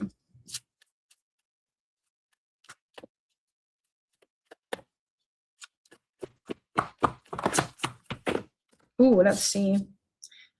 Oh, you have exhaustion. That kind of showed up reversed. I don't think this is Atlas, right? Atlas, what is heavier, the weight of the world or the weight of man's heart? And I'm seeing it as like the weight that we carry on our heart when it comes to seeing through to fruition all the intentions that our soul has set out to experience and play with in the material plane. This is the first time this card's ever come out. I've just had like a huge high frequency. It was a really low frequency. Not that low is bad, it's just it was in my right ear in the physical, so there's some type of major shift, but it felt like a wave, right? So something in the physical is shifting. Now, most of us are lugging around some heavy weight. It could be an emotional armor that protects us, a painful memory of a crushing sense of responsibility. Another thing as well, because Neptune is retrograde, the psychic sensitivity is going to be increasing, all right? Like the field becomes more porous when that happens. So if you're lugging around such a burden, find out what it binds you to the boulder, release yourself, or risk becoming exhausted. So there's something that you can no longer really carry with you, right? Whether that's certain belief systems, certain ways of thinking or feeling about your experience. The reverse, which just showed up as, is breakdowns are good. Our mind often won't let us quit out of pride, duty, desire, or fear. And they can keep us working indefinitely on something that doesn't fulfill us. Hitting rock bottom is often the key to getting us, sometimes kicking and screaming to the truth. So like Sirius, the Greek myth, this titan eternally pushes a boulder uphill as a punishment for displeasing the gods, right? So humans suffer when they take too seriously what the gods made for fun. This definitely gives me an energy of, you know, sometimes we equate value, and some things have served a value, right? They served value and a purpose in our life, but no longer do moving forward. And sometimes we equate value with just the amount of time that we've invested into something. For example, a partnership or a job or a place or some type of goal that we've had that we've outgrown, because our definitions of success also change and evolve as we do as individuals. Our relationships are supposed to evolve as we do. And things that our values are, right? Sometimes our morals. And that is honoring I'm seeing it as like ever evolving path of integrity. It's to be able to just honor those changes, know what changes your soul is desiring to, you know, let's say, move towards, and align your actions accordingly. Then there is this congruency where you're always moving in what feels like it's in benefit to you and most authentic to this version of yourself. And there's something around what this version of self will create, you know, what that may look like. Maybe partnerships will look very different for you. Maybe your relationship to the work that you do will also look very, very different. But yeah, it's like the soul remembering its cosmic origins and harmony flowing through each and every one of us, binding our hearts as one. And that deepest wisdom blooms within you. And so your spirit's freedom begins within that internal level of awareness, that internal level of perception. So yeah, it definitely reminds you of sometimes rock bottom serves as a catalyst for us, sometimes points of destabilization and really interruptions in old foundations that are now compromised are just collapsing. You know, they're supposed to collapse inwards. They're supposed to pull us inwards. And in that collapse, we can return to a more flourishing life. We can bounce back after transmuting some kind of painful experience into a source of growth for us. And so once the human becomes aware of that, you know, we're able to regain our awareness and embody free will. Like, what do we want to do from this point moving forward? And so we can sustain our organism in such a way to the point where it's in harmony. Even at a low frequency, it's always experiencing what's in benefit for the soul's evolution. And so this is about you becoming the master of your own life force. It's about you becoming a master of your attention. And if you can choose to always come back to existing in pure bliss instead of pure suffering, because that suffering is a choice, that perspective of suffering is a choice, then you can hold space for, all right, I can choose either one, either great destructive potential or great creative potential. What are you expressing through your emotional body literally every day, because you're creating through the emotional body? What are you allowing to create an environment inside of your body that will either support life and sustain it and help rejuvenate your organism, or bring you into a state of destruction of, okay, maybe that's not the most healthy relationship to have to an ending, when I can actually honor the value that it served, the purpose that it served, and, you know, not have those stagnant emotions, which is energy emotion, and creating an identity around it, becoming, you know, distorted inside of the body. So that's like an energy of reconnecting with yourself for sure. And those are portals, you know, of creation.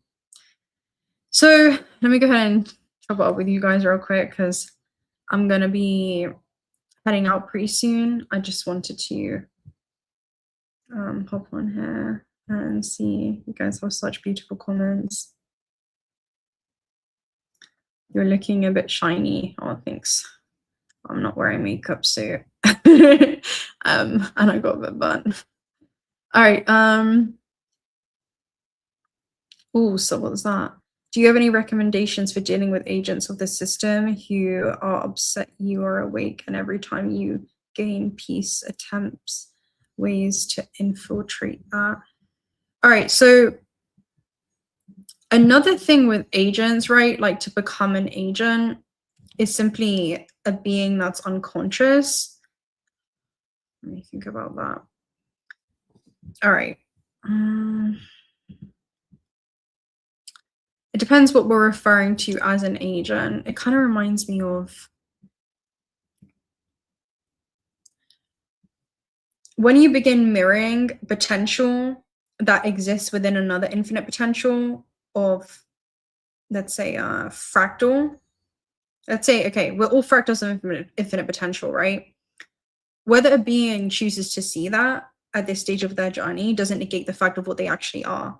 And so when you embody and mirror another example of, okay, I'm not going to reduce myself, I'm not going to dim my light, and instead I'm going to anchor into this level of awareness, yes, it can be incredibly triggering for the being around you, simply because you're mirroring and accepting a part of themselves that they haven't yet given themselves permission to explore.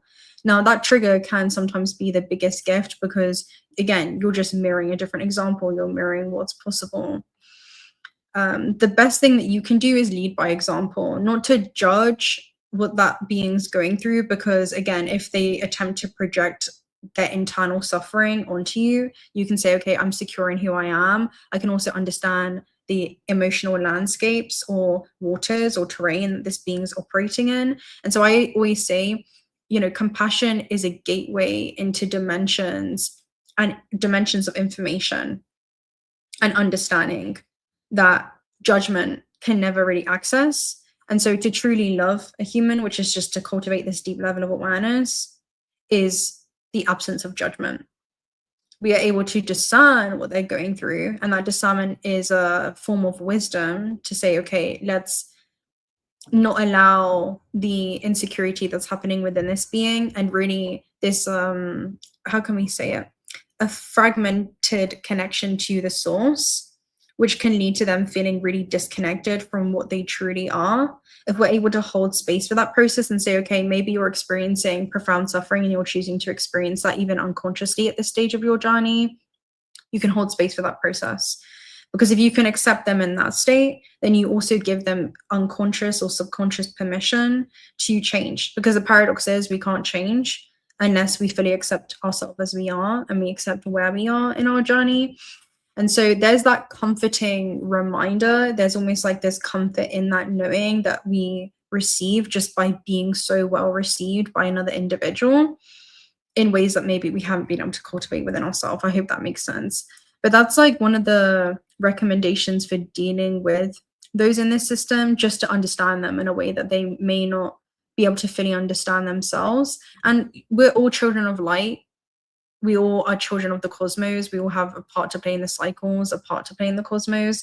And so there is this secret order that occurs.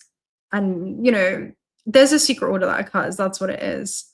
And there's always harmonic order being sustained in the system, whereas some of us are unconscious. It allows others to actually come into this conscious awareness. Whereas when others of us fall into hypnosis, then some of us can actually begin to wake up in the system. And that's the level of contrast that we're dealing with.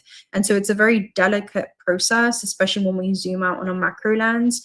But the best saying for that is, you know, it's not personal, it's just vibrational. It never is personal. You know, it's more about personal wars that someone may attempt to project onto you, but that's because hurt people hurt people. When we understand that a being that attempts to protect these belief systems or this identity that they've held on to, that becomes a survival mechanism. They don't know who they are beyond that identity or beyond that event. You know, those are the beings that really need that compassion the most. So that's what I'll say with that. Just understand and hold space, you know. That's your ability as a healer, right? When you're able to hold space for yourself in that process too, then you're able to hold space for another. But it's impossible to hold space for another being unless you've learned how to hold space for yourself. So thank you so much for the birthday messages, everyone. Yes. Huge portals have been opening. Look at my defense, my past life bonds, happiest birthday.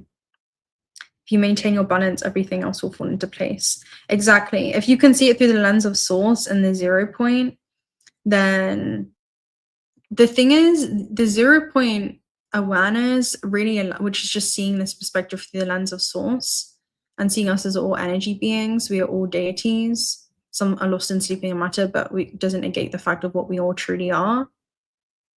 Just there's belief systems that some of us are holding in the system that kind of obstruct the way we see ourselves or distort the way we see ourselves. And those internal distortions can also lead to us, viewing another human from that, inversion of truth or that very warped perception. But even within that warped perception, the human is still experiencing some kind of soul growth, still some kind of experience, which creates this foundation of experience for it to learn from, right, as a point of reference. And also, another thing with that agent energy is some of us don't understand that we are all conduits. And so we can also streamline those protective forces of the agent. I always just see that as the lower mind versus the higher mind, right? Neo and the agent, where we can choose to get triggered by another individual and embody lower octave expressions of ourselves too. And that's what it is to like lower your frequency. And so true value in the most abundant element that you have within you is to not allow what another human's going through to lower your frequency or your vibration. If you can keep your frequency and vibration high, then things that used to, kind of take you out of harmonic order, the relationship that you cultivate with yourself comes with you everywhere you go. So no matter what's happening in the world around you, if you can come back to that zero still center within the seat of your own heart, within the seat of your own soul, and just observe the intricacies and complexities of your surroundings, then you've made it. You're back home. Then you completely change your relationship to the event while inside of it. And so that's true mastery. To master your mind, master your emotional state, and master your relationship to the physical plane and anything that's happening is literally like chef's kiss, That's the best thing that you can do for yourself. You can create contract-like agreement without need for the other party. Ignore the noise that powers you now. Yeah, 100% Aladdin's. You can create contract-like agreement. Yeah, and we also are unconsciously consenting to contractual agreements as well, right? For our unconscious wounds. Now, you can mirror, again, back the wounds of those around you, and then you're also operating as an agent. You can also become an agent at any point in time. But when you can sustain this high level of awareness and say, okay, I'm going to become conscious and not lower my frequency. And instead, what I'm going to do is actually embody and mirror a different example. And that's not going to look like those around you when you embody that alternative expression. You're embodying essentially a level of awareness that higher civilizations and us on higher civilizations are able to utilize. So that's where we're maturing into. There really is a spiritual maturation process that we're going through. I was going to say something else there, but it keeps slipping out my mind, but it's okay. Something around mirroring a different example. I would recommend watch the Transcendent Teachings message that I did around you're not imagining it. People change based upon how you're perceiving them, something like that. People change when you change the way that you see them, because I talk about the walls dissolving when you see them differently. When we understand the unmet needs of an inner child and exaggerated emotions or responses from the human, it usually is this confession in disguise when it comes to the discomfort or pain or suffering that they're experiencing. And so everything is a call for love or an act of love. Liberated is the soul that can see that. If you can see things as like a call for love or a call for attention, yeah. We will keep trying that secretion and action. Yeah, to do something different than what your unconscious would have done. In that moment, if you can become your own source, oh yeah, this is a good one.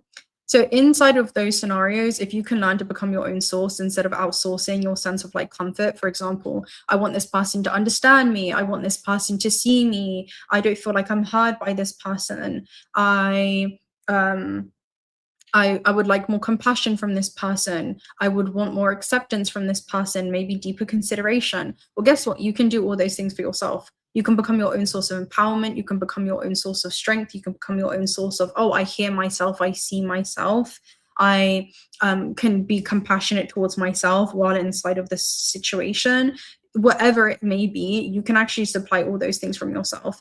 The moment that you think that you need the external to do something for you to feel at peace, you don't just hold a parasitic belief system within yourself, but reality will keep reinforcing those parasitic timelines to you. And that's because you're outsourcing your sense of whatever it is that you need. That's the difference between being sovereign and codependent. And we're also placing conditions on another person unconsciously around, I need you to change so that I can feel not triggered or so that I can feel more comfortable. No, you actually don't. You can say, again, I unconditionally accept you as you are. I understand the way that you're operating. I know that that's susceptible to change, but I also understand myself. And if your compassion does not include yourself, it's not complete. And so sometimes that love from that awareness can just look like boundaries. But love truly is a state of awareness, you know, unconditional love. Do not place conditions. Not an illusion. You've got to believe it in yourself.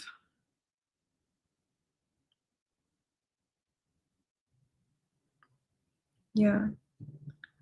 Sometimes, you know, I always say inside of this situation as well, what is another version of myself giving me the opportunity to do? What is the invitation inside of the dynamic would be one of the biggest things.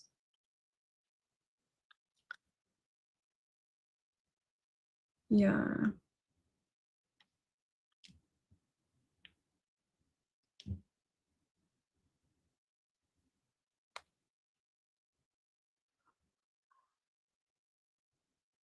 Cool. Darkness into light, very beautiful and orange. Yes. And exactly, that's what Thoth says, we're transmuting darkness into light.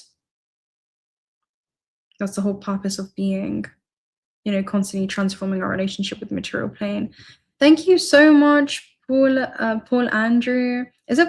Yeah, Paul Andrew. Thank you so much for your super chat. May the energy that you sent out return to you tenfold, collapsing into reality through all forms of abundance. Thank you. Thank you guys so much for your beautiful comments and everything. I just happy with them. Thank you so much. I'm just reading through your guys' comments, so you represents honest expansion of consciousness, the crossing of thresholds, and the union of the earthly and the divine. Yes. And that union happens within you. Yeah. Let me get another message. I'm going to pull another message. Just Master Sensei, I'm so happy to see you on your birthday. Thank you so much, Ksenia. I hope I'm pronouncing your name okay. That's beautiful. Thinking of you and sending you so much love, strength, joy, and sisterhood on your beautiful birthday. Thank you so much, Star Sister. You're deeply, deeply appreciated. Thank you so much for your kind words. Yeah, you guys are so heartfelt. You are glowing. Thank you so much. Yeah, the sun got me good. I was like, I can't anything on my skin right now. So grateful. I'm so grateful for each and every one of you. Oh, Ksenia, thank you so much for your super chat. May the energy that you send out return to you tenfold. Thank you so much, my love. Okay, let's go ahead and get a message from the Energy Oracle deck and see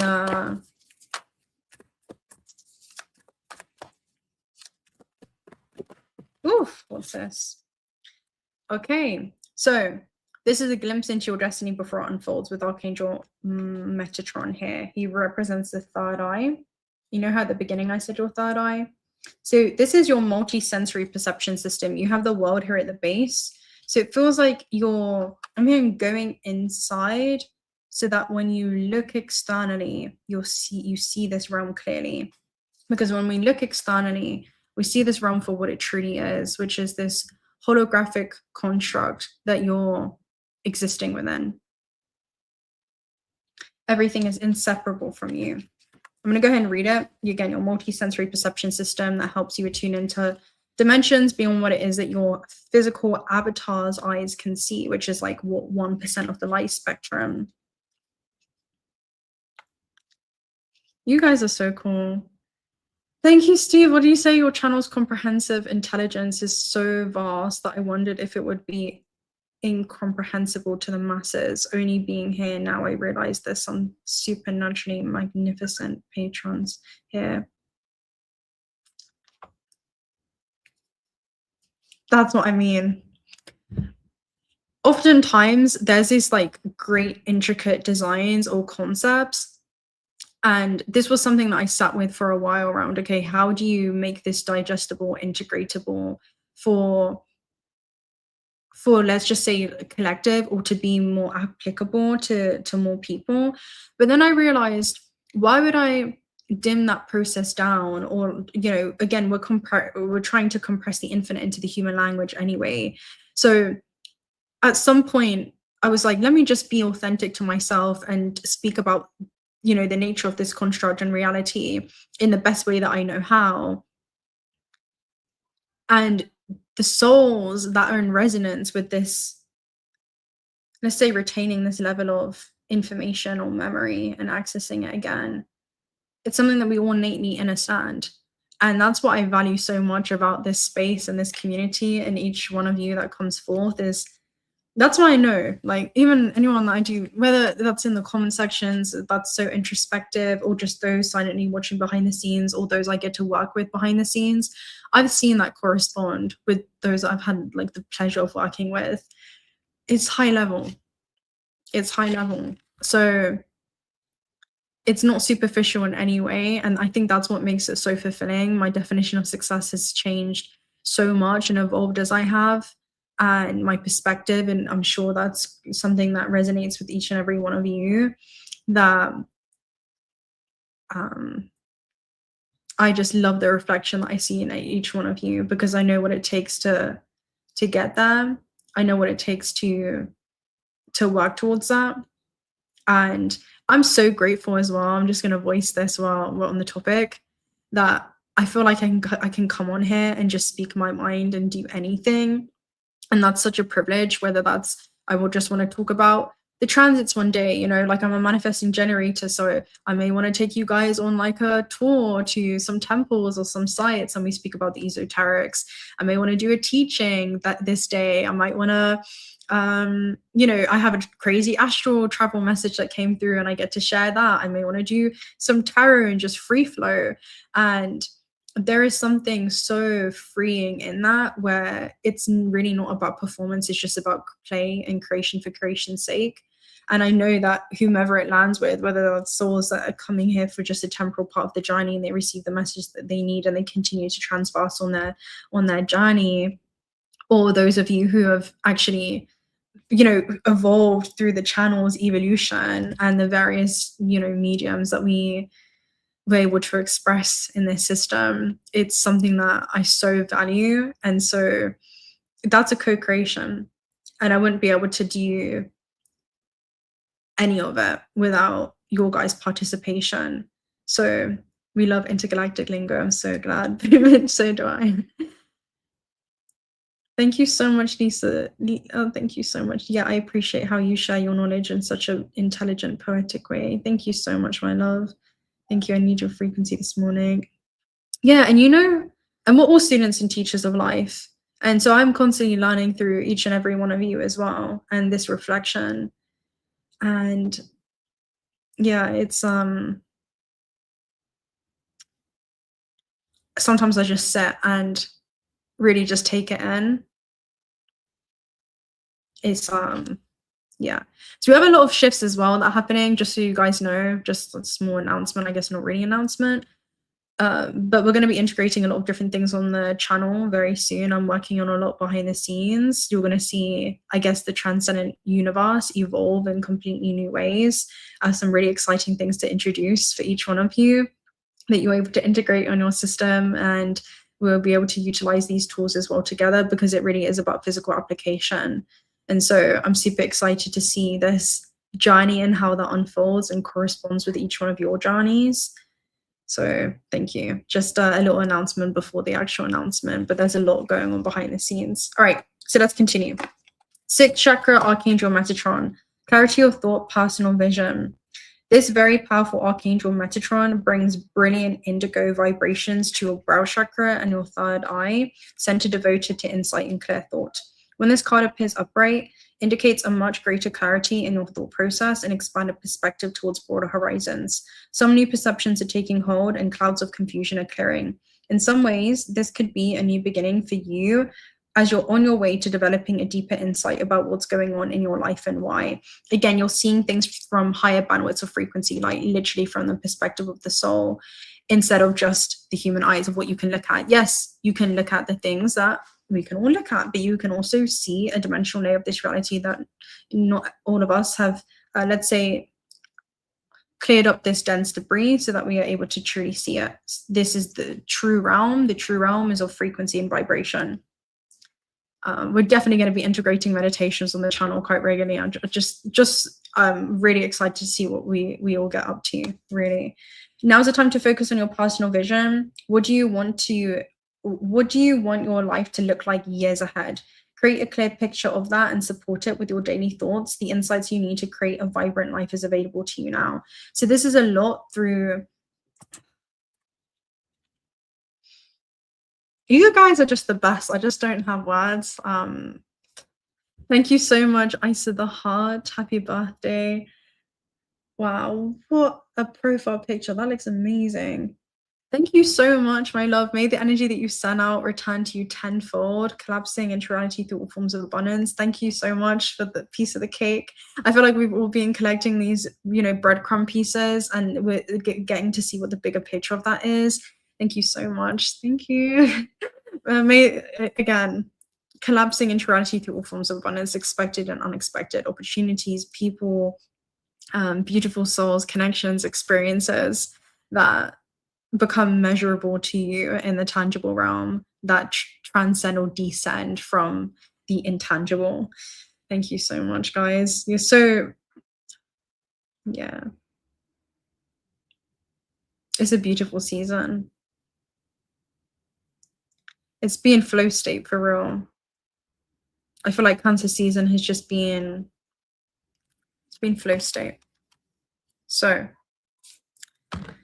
ultimately, there's something that's going to be collapsing, something that can no longer sustain itself on the way that it has. All right, this is like burnout energy. So anything that's been burning out the soul, where it feels like there's terrain. I'm seeing you reach the end of a road, and at some point there is this dead end, and that can feel like the rock bottom, but we don't realize where we're being redirected to. And also, something that was like a side quest. I'm seeing you have gone on some type of side quest where maybe you found something in your inventory, you've met people, you've had epiphanies or experiences that will become a point of reference for you. And I'm seeing help you. It's information that informs your future in some way, or informs you, it allows you to have some kind of leverage in a future coordinate, right? Or a parallel coordinate, just something that's super valuable. And you may not even understand or equate the current experience with that value. Does it make sense? It reminds me of a reading that I did in the Sacred Body, and I said bringing tools from one dimension to another are super interesting because they cease to exist in this new dimension. I think I spoke about it as like entering into a border where you're going through this check-in, and when you move from one dimension to the other, it dissolves. You cannot bring this into here. And that could be internal attributes, ways of thinking or feeling that are not going to be sustainable or conducive, or externally. Like some things just can't come with you on that journey. And that's what it feels like. Yeah. Yeah. We're going to have a lot of mandala effects as well, for sure. We're already seated in one right now too.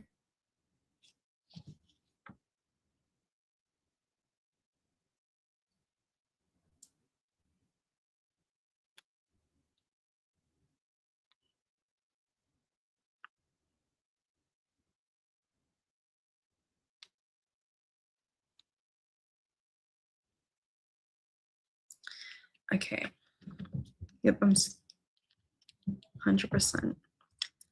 All right, let's go and get, what else should we get for the next? Let's clarify that matter. What are you creating?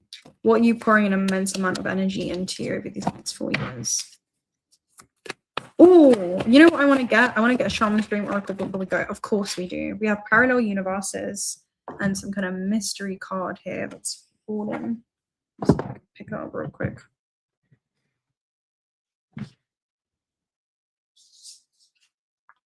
Okay.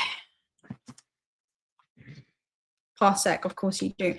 This is closing the gap. It's an object between you in this universe and this one. Oh, hold on, and this one. It's closing the gap, and it's the power of choice. This is you collapsing literally an alternate version of yourself into your current universe. And so you're becoming a statistical and probable anomaly, and you're doing something that an alternate version of you would do. And that places you at the edge of your local cluster. Yeah, I've done messages on this before, but that's exactly what's coming up. Like, I'm hearing this is so far-fetched from anything that you've experienced, like so far-fetched. You're opening up into timelines of experience that wouldn't have been accessible to you otherwise. Let me see. PPP.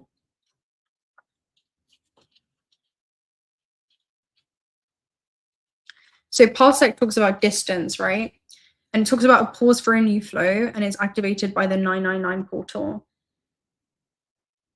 Between one object and another. This is literally you and the form that you take, the countless life forms that you take across parallels.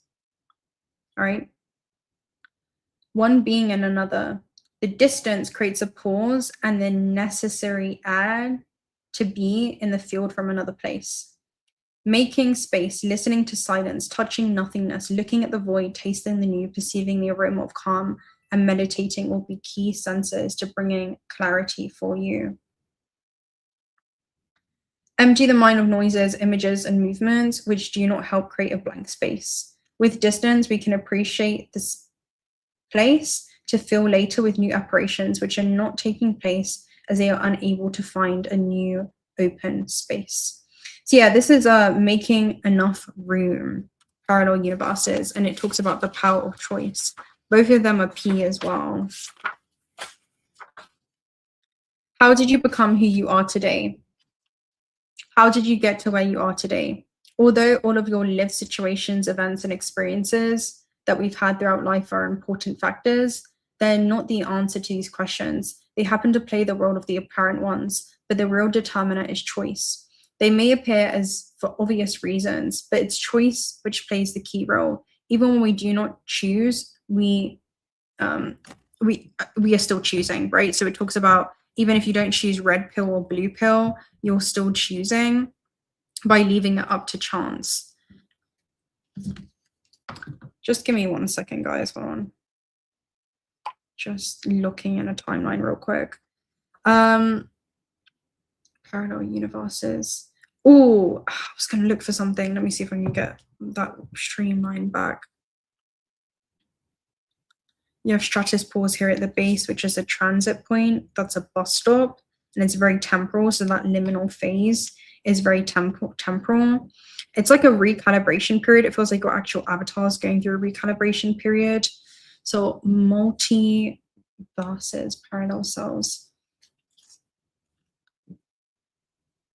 Every choice that you have made, no matter how small or irrelevant it seemed, attracted threads and threads of energy that has molded who you are today. If you were a piece of clay dancing softly at the mercy of the rhythm, with each choice, infinite possible webs transpire into other realities.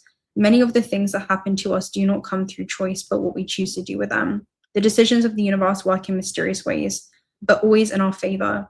Our choices are sometimes correct, and other times we can make them be. Yes, that's what I was going to get up.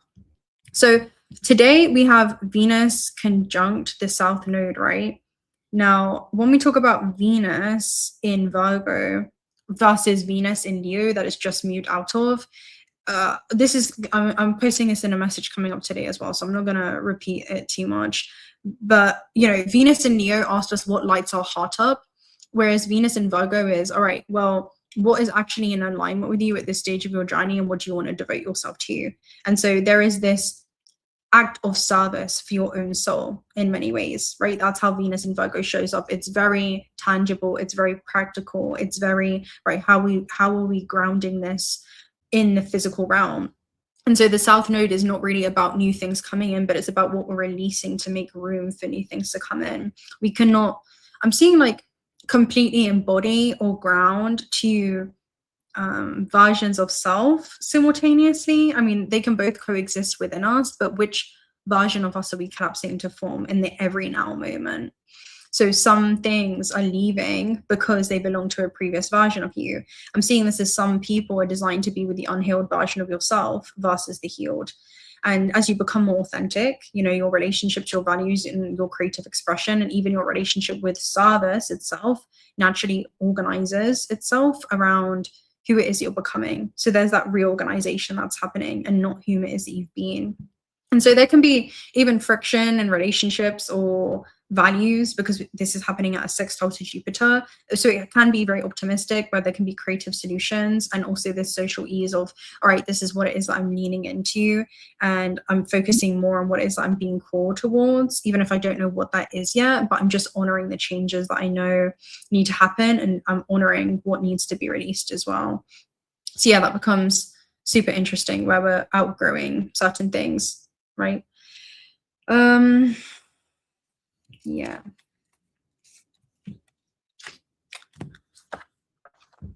I was going to get a Shaman's Dream Oracle message. That's what I wanted to get. That's why I was like, ooh.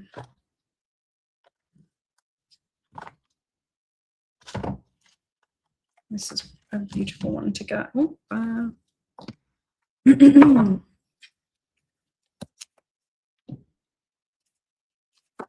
ooh. Cool. We have the Divine Cosmic Womb. That's a beautiful one. I'm taking that as a side message. Oh, you have a couple. So,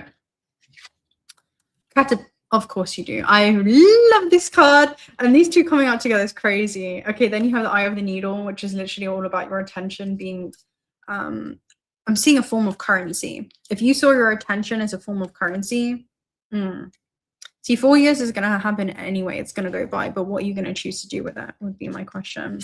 Then you also have the hollow bone. So this is about becoming so humble so that the wind of spirit can move through you, and seeing this vessel as clearly just a divine instrument so that your soul can complete, I'm hearing, its objectives inside of this physical dimension. So yeah, that's a message that's coming through there. Let me go and read Caterpillar for you. It's you doing something that is completely embodying an alternative version of self from an alternate reality, and that is going to be, you know, something that people are going to be responding to. You're going to get all different kind of responses as you begin to do this. I'm hearing, oh, I wouldn't expect that from you. Yeah, because you're not just you. You're not just fixated. You're not just a fixated, like localized being, one-dimensional being. No, you're a multi-dimensional being. So you're like a diamond with many facets, not just one.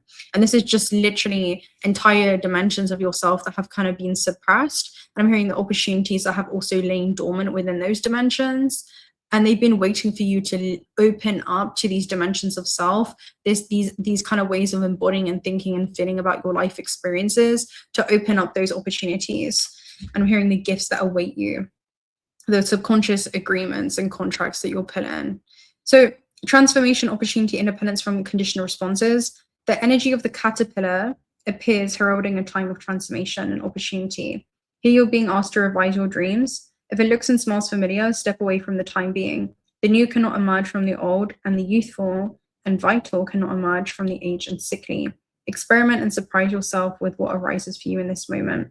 Caterpillar is an invitation to test out a new strategy to get a different or better result. Remember, the definition of lunacy is continuing the same thinking and behavior and hoping for a different outcome. It's time to take a break from habitual responses and surprise yourself and others as you startle those around you, electing a smile or frown. Do not wait for an invitation from life to practice a little bit of outrageousness or for permission to do the unexpected. Any other response right now will lead to more of the same and no real change. Sometimes the most original response whatsoever is to stand stock still, staring steadily in the eyes of the player in the drama, avoiding engagement until the moment is right. Caterpillar invites you to witness the story unfolding, knowing that deciding on the timing of your actions is as essential as finding out the best move to make. And when you act, let there be no doubt in anyone's mind of the determination and power that you unleash. And the fact that this card flips before that, this is about announcing this new you to yourself first and then the world. It's a new face of yourself. It's a new facet. And it's like a rebirth. It's like you're literally going through this rebirth right now with 6.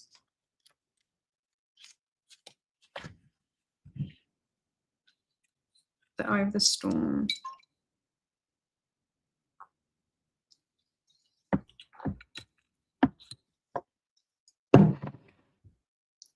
All right. The cosmic womb is a reminder that you're undergoing a beautiful process of birthing a new self into being. You don't know who and what it is yet, but you know that it's full of life, love, and passion and spirit. It's a perfect expression of you, imbued with love, incarnate, and ignited by the vital spark received from the divine. If you had a difficult time in recent memory, feeling dry and stagnant or lost or unsupported, this is changing right now. You will feel newly inspired with so many ideas that beckon for your attention. Know that you're safe to explore the expression of your rejuvenated creativity, releasing all judgment as your curiosity is piqued. You're in the most fertile cycle of your life right now, intuitively keen with a heart wide open, mindful that each step in the direction of your dreams and desires is effortlessly supported by all the divine helpers in the unseen realms. Then the Eye of the Needle intentionality is about removing every other superfluous distraction as you turn your attention away, I'm hearing, from the calls of the material realm and back towards the sacred reconnection within your own divinity. And therefore, when you go back out into the world, you are more connected to yourself. You are more, again, connected to your conduit. You're more connected to your vessel and become more enriched by your physical, tangible experiences, because you're not losing yourself as you move through the dream or physical reality. You're lucidly moving through one of the densest dimensions that there is. I drink that mineral water every day. It's so damn good. Yeah, I've been talking a lot, so I'm like, oh my God, we're like 2 hours in. I have so much fun every time I get on here with you guys. It's because we're in a 4th dimensional beings. I'm here. Where is here would be the question. Cats are super intelligent. Cats are able to perceive, higher bandwidths of frequency light as well. They are very attuned to many dimensions. Yeah. I mean, guys, start seeing your attention as currency, as life force. Just looking through your comments now, guys.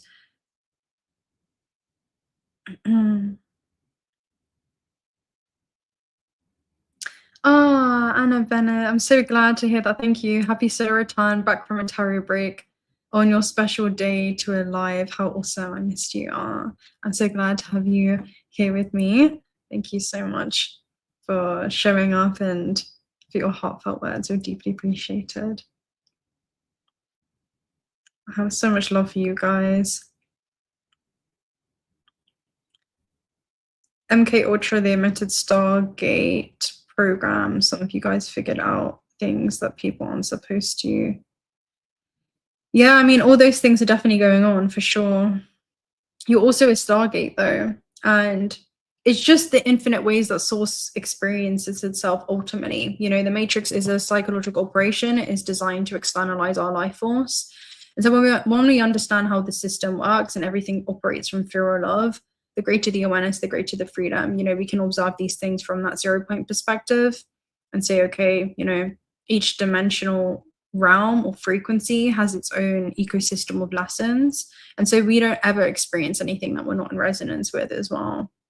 So there's beauty in that self-organized system. even in the densest planes. And, you know, whether something is low vibrational, high vibrational doesn't equate to the value that the soul can still extract from the experience. To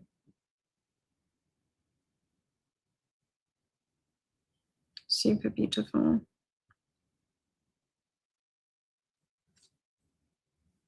We had the 𝓬𝓪𝓷𝓼𝓬𝓮 𝓣𝓪𝓵. Yeah, super beautiful. Wow, what a great co-creation. How would you guys feel about doing a meditation today? Maybe we can, let me think. Let me know. How can I put a, let me go on live real quick and do a poll in the chat.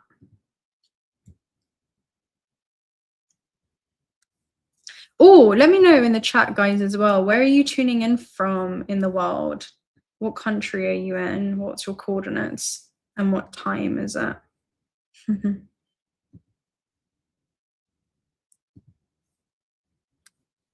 me see.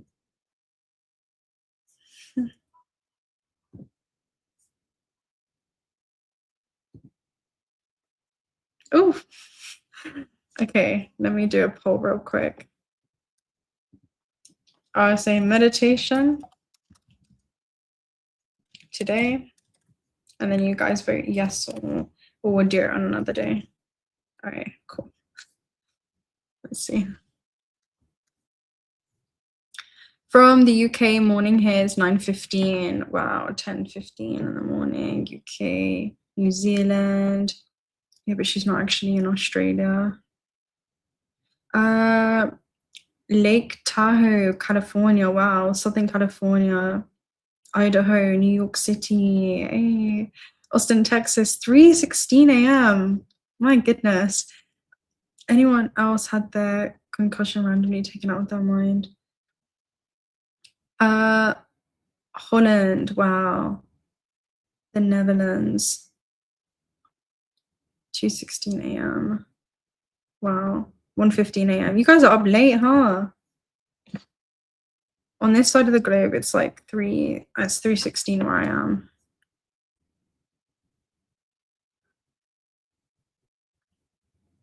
Turned on my phone. All right, if we do the meditation today, we'll probably run energy. I mean, it would be a pleasure to meditate with you guys, and we'll be intentional. Any ideas? Let me know in the comment section. This is a co-creation, guys. So let me know in the comment section if there's anything particular that you want to be able to work on. I can't quit laughing right now. I'm so happy to hear that. Laughter is always welcome. Happy birthday anniversary. Such an honor to share this day with you. Thank you so much, Boom Trap Beads. So yeah, interesting how many from Central Time Zone are up. I've been experiencing that as well. There's a lot. Global consciousness engage. Shout out to Cali. Shout out to Sweden. Heart chakra activation. That feels good. Okay. All right, Panari. We shall. I think we'll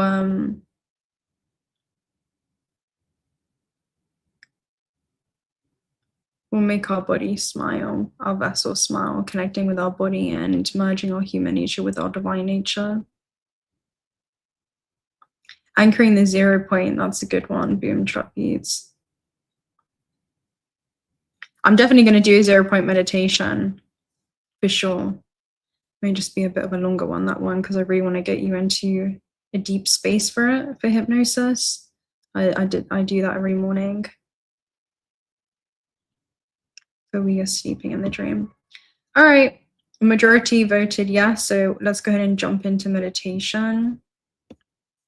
Let me end that poll. Okay, so children of light, if you would be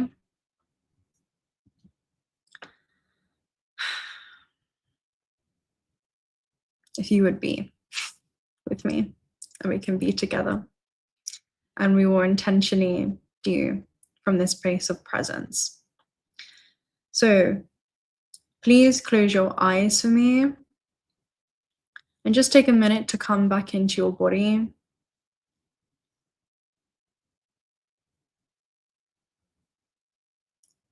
Just allow all of you to be anchored fully into your vessel.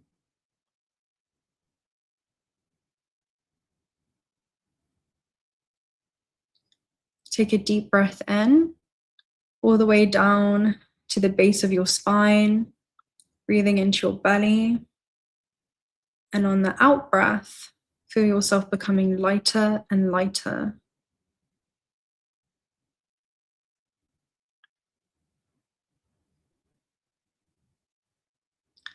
Feel yourself seated in the center of your soul. And we are now going to reconnect with Gaia. We're going to reconnect with the earth. So create this grounding cord. It can be an umbilical cord or a tree trunk that connects to your vessel all the way down to the center core of the planet Earth.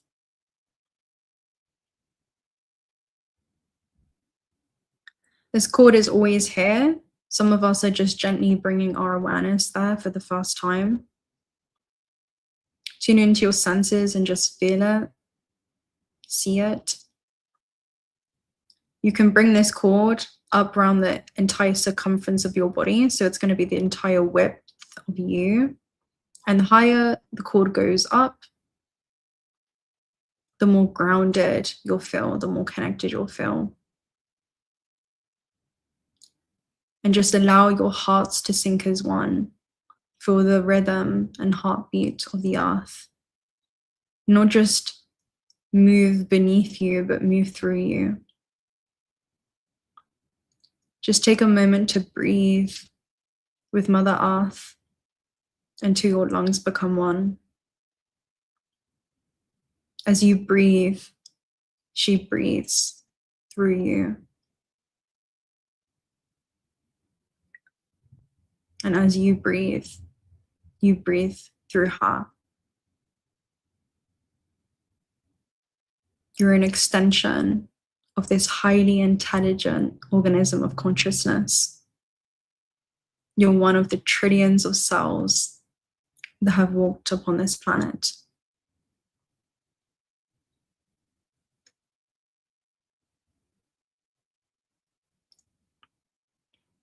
She has granted you this vehicle, this carbon-based life form for your soul to play and experience itself in the material realm. So from the center of the earth, allow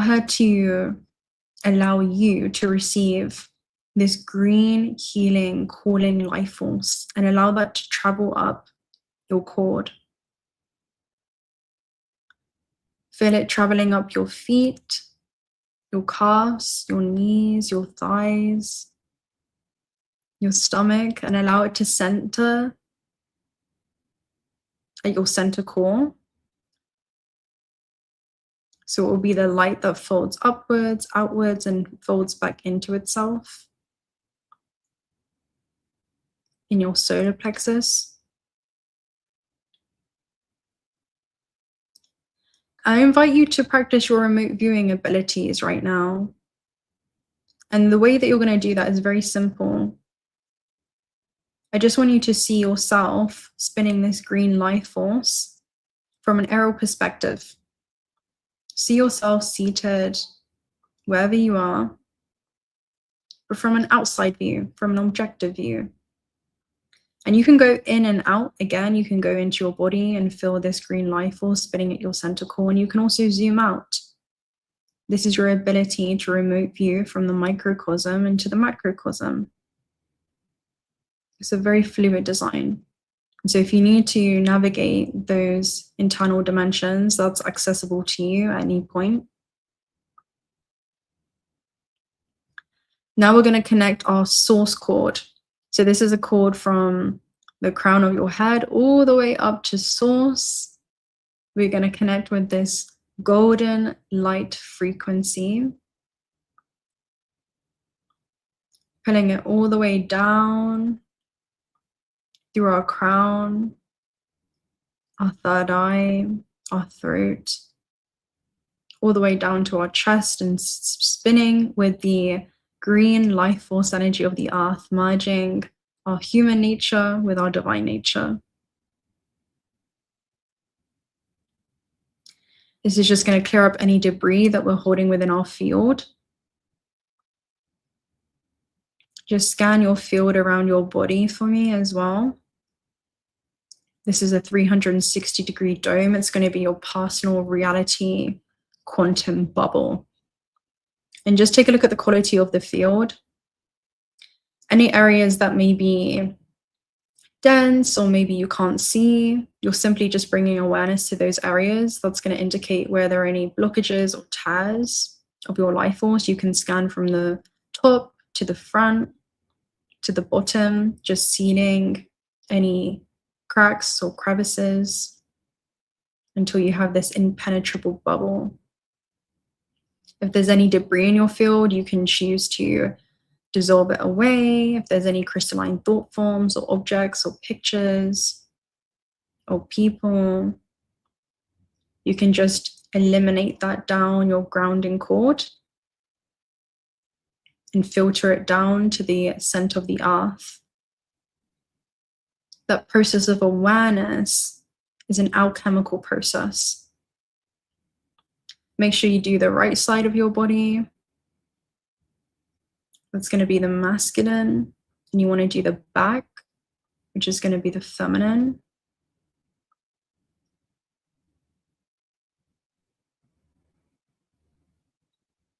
Oh, you're doing so well. Some of you just cleared out a major blockage there. And make sure you do the left side as well. That's also going to be the feminine.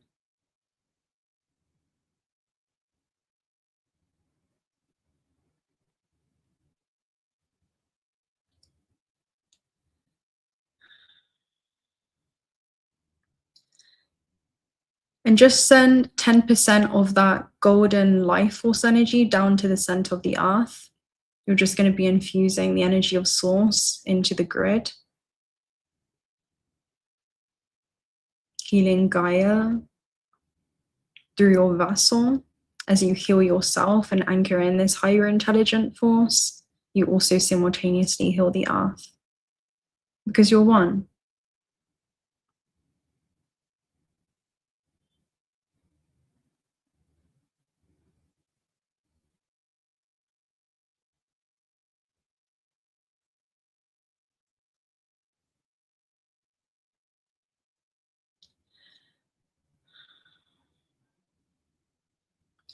So as we know, we're inside of a 4-year gap.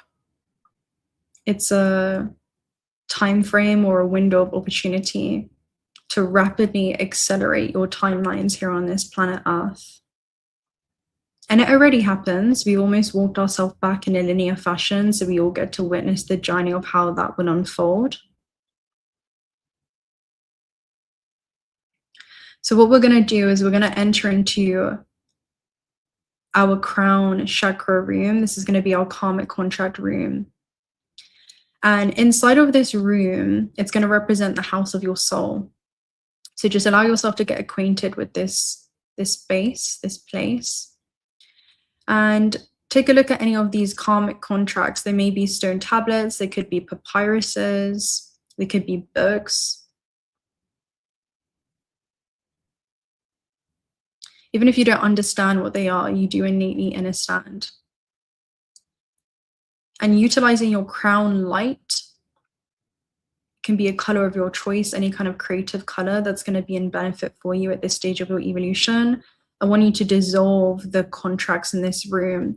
And these contracts, they simply resemble and reflect and represent experiences on this planet Earth that are of a lower quality of exchange. Lessons that you've learned through the perspective of suffering, lessons that you've learned through the perspective of pain or unconscious wounds. And we're just making a choice. We're bringing awareness and saying, this is no longer how I choose to experience my dynamics on this planet Earth within this 4-year window I'm in. And just allow all of those contracts to dissolve. You might want to take a look. There could be a hidden room for some of you, deep, deep in the subconscious. maybe a yard or a shed or a closet, and just gently dissolve them. You're just completely neutral with it. It's just a choice. You're just no longer aligned with experiencing these lessons through the perspective of suffering. But you see the construct for what it is, you see yourself for what you are, and everything for what it's always been. We're choosing to learn and experience and play through the perspective of oneness. There's a higher, broader, universal truth instead of a myopic lens of separation. Now I want you to go into a second room, and in this room, you're just going to see shadows, not people or faces, but just shadows that represent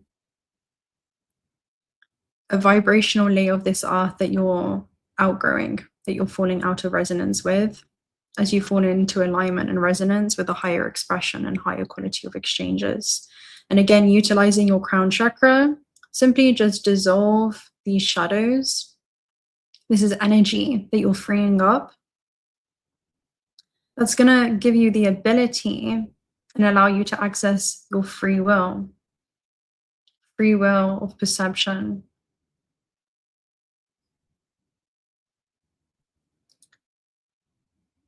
Choosing to perceive new humans and experiences that collapse into reality from the perspective of, play, beckoning, and amplifying your gifts, reconnecting you with aspects and facets of yourself that have been always encoded in your field, timelines readily available for you to experience, beckoning for your attention. And just dissolve each one of these shadows. Make sure you just clear up this space, because that energy will transform into a higher octave. And you'll see that happen through the quality of your exchanges on this planet Earth. And now just see karmic sticks in front of you. And I want you to just break each one of these karmic sticks. These are just going to represent subconscious agreements.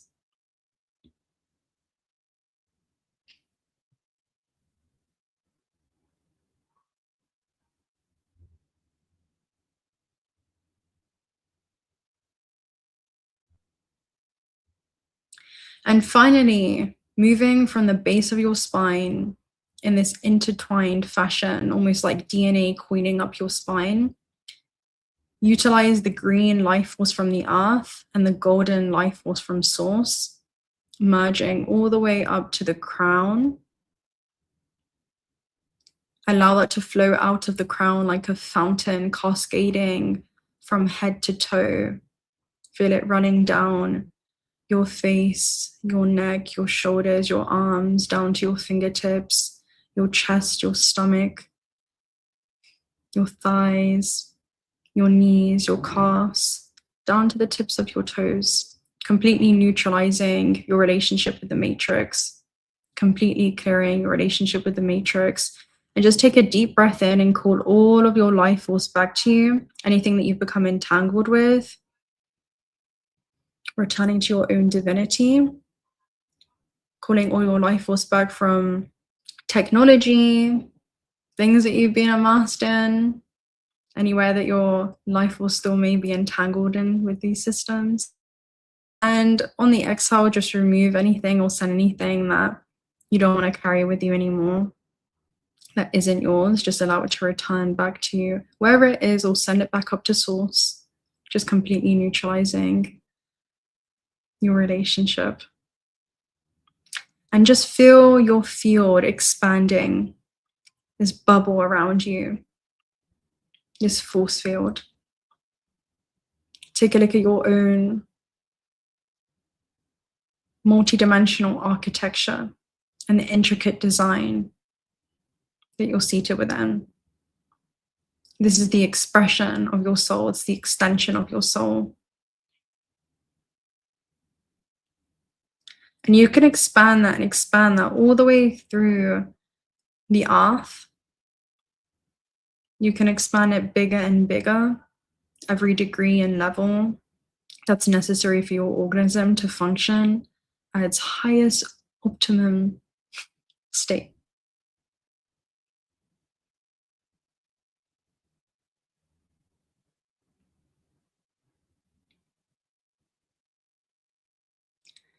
And lastly, just open up your 8th star chakra for you. That's going to be above the crown.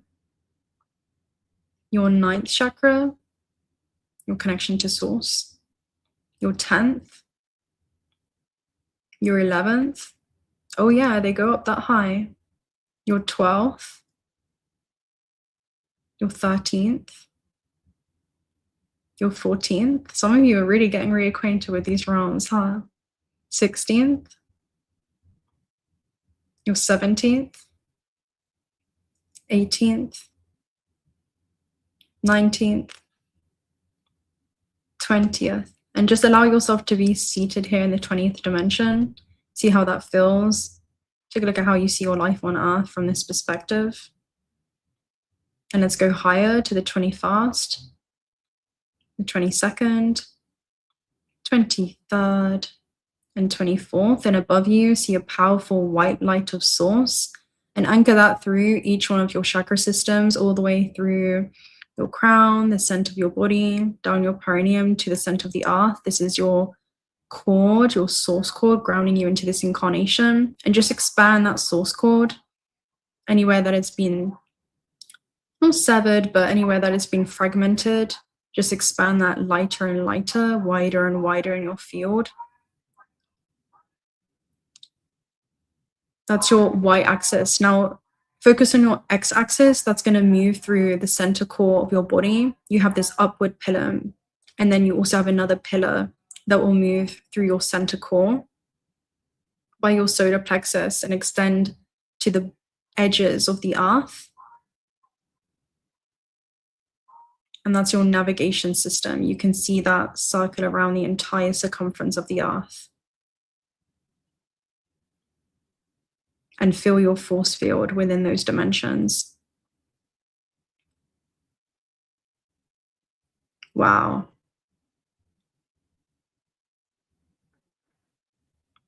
And when you're ready, just be seated within your body.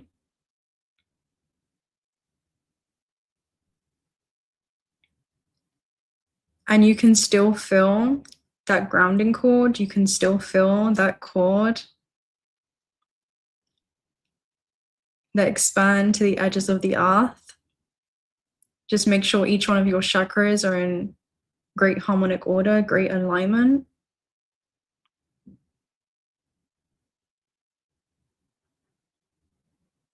And see this construct for what it is, this holographic construct that you're seated within. This realm, the realm of energy. Even with your eyes open, you have that connection. You have that source cord.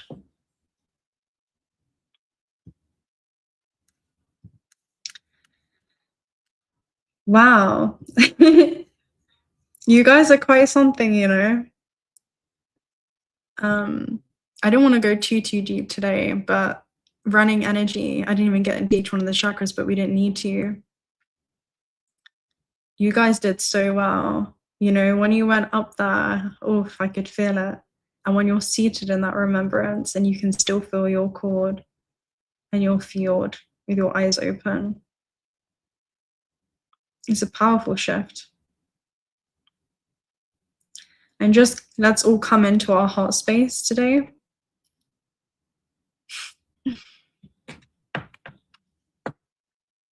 Beautiful. Let me know if there's anything that maybe you guys saw in your meditations, whether that's now or in the playback when I read. I'm gonna hop off here in a minute. I'm just really proud of you guys, and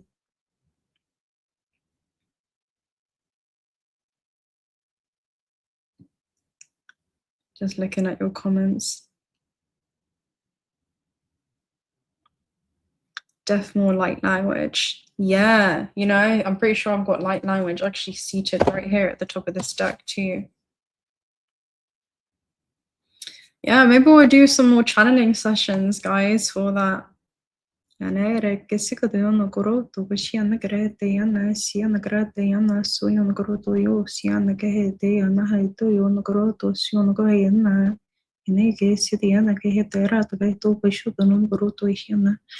there's been a lot that came through. Even at the beach, like just doing qigong, there's some other dialects that I've been able to recover recently since that, let's say, portal opened up. I would love to do that. Let's do that soon, guys. We'll hop on here together, and I would love to just speak with you guys from that perspective of the soul, and we'll bounce off each other. We'll do some teachings on that as well for what it is. My chest started powering, and the voice of thunder spoke.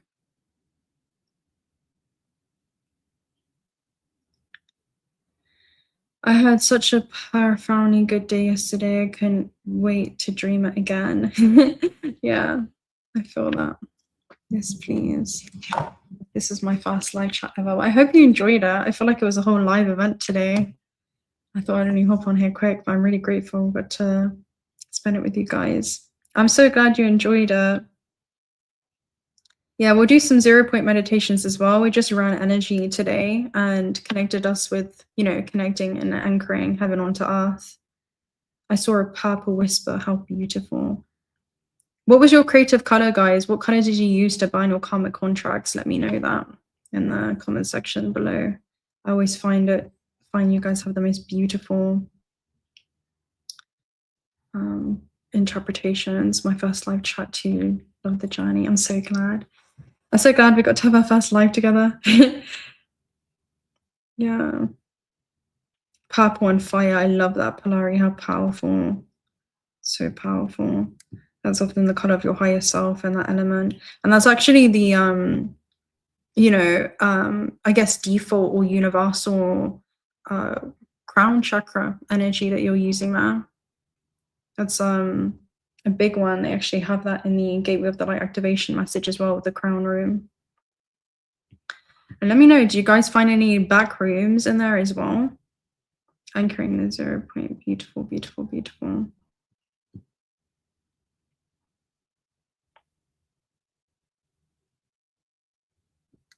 Vibrant green like thoth. Oh, how wonderful. Platinum, translucent gold. Oh, that's beautiful. Purple and fire, red. Wow. Lots of gold, shimmering silver and sapphire. That's so beautiful. Purple and green, I love it. Misty green and blue. Wow. 50 shades of green. Mine was magenta and bluish. Wow.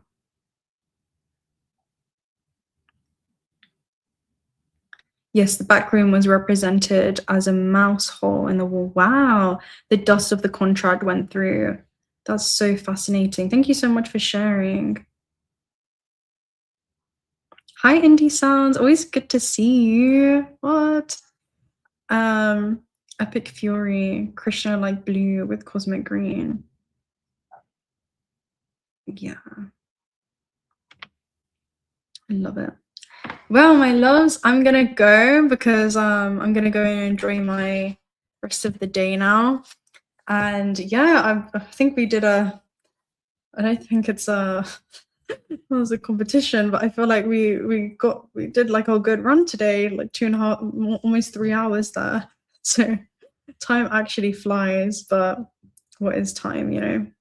Simultaneously, we are now moving in the quantum realm, and we're just eternal beings experiencing these temporal moments. So it was a pleasure to experience this interaction. I enjoyed it immensely.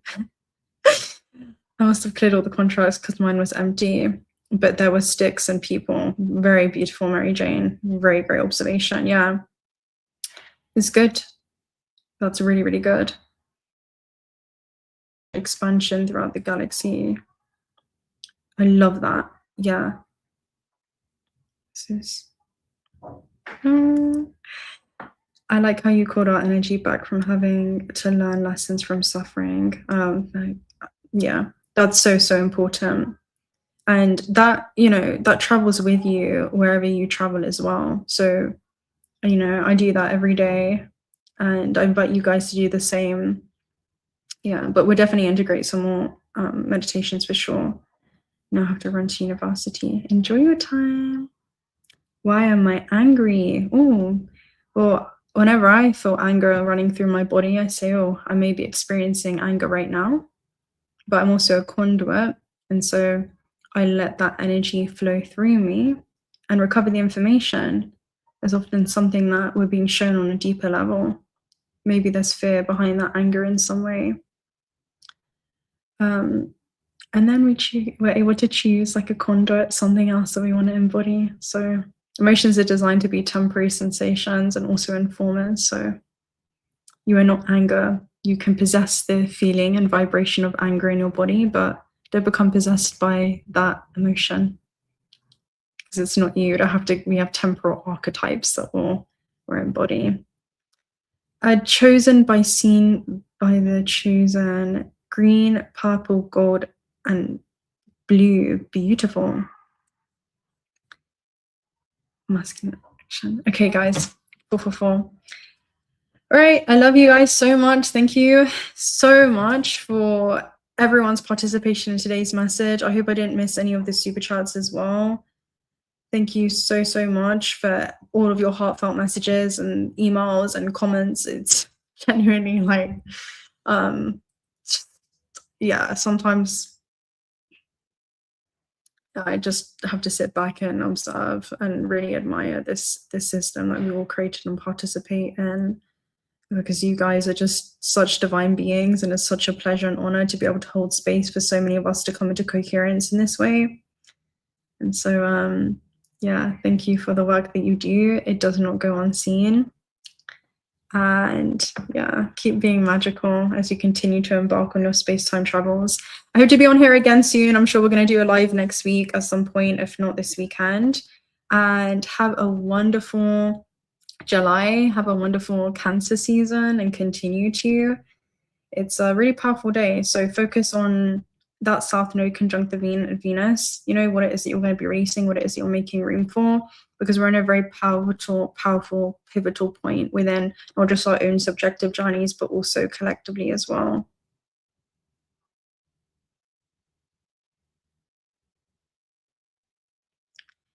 Okay, until next time, my loves. Bye.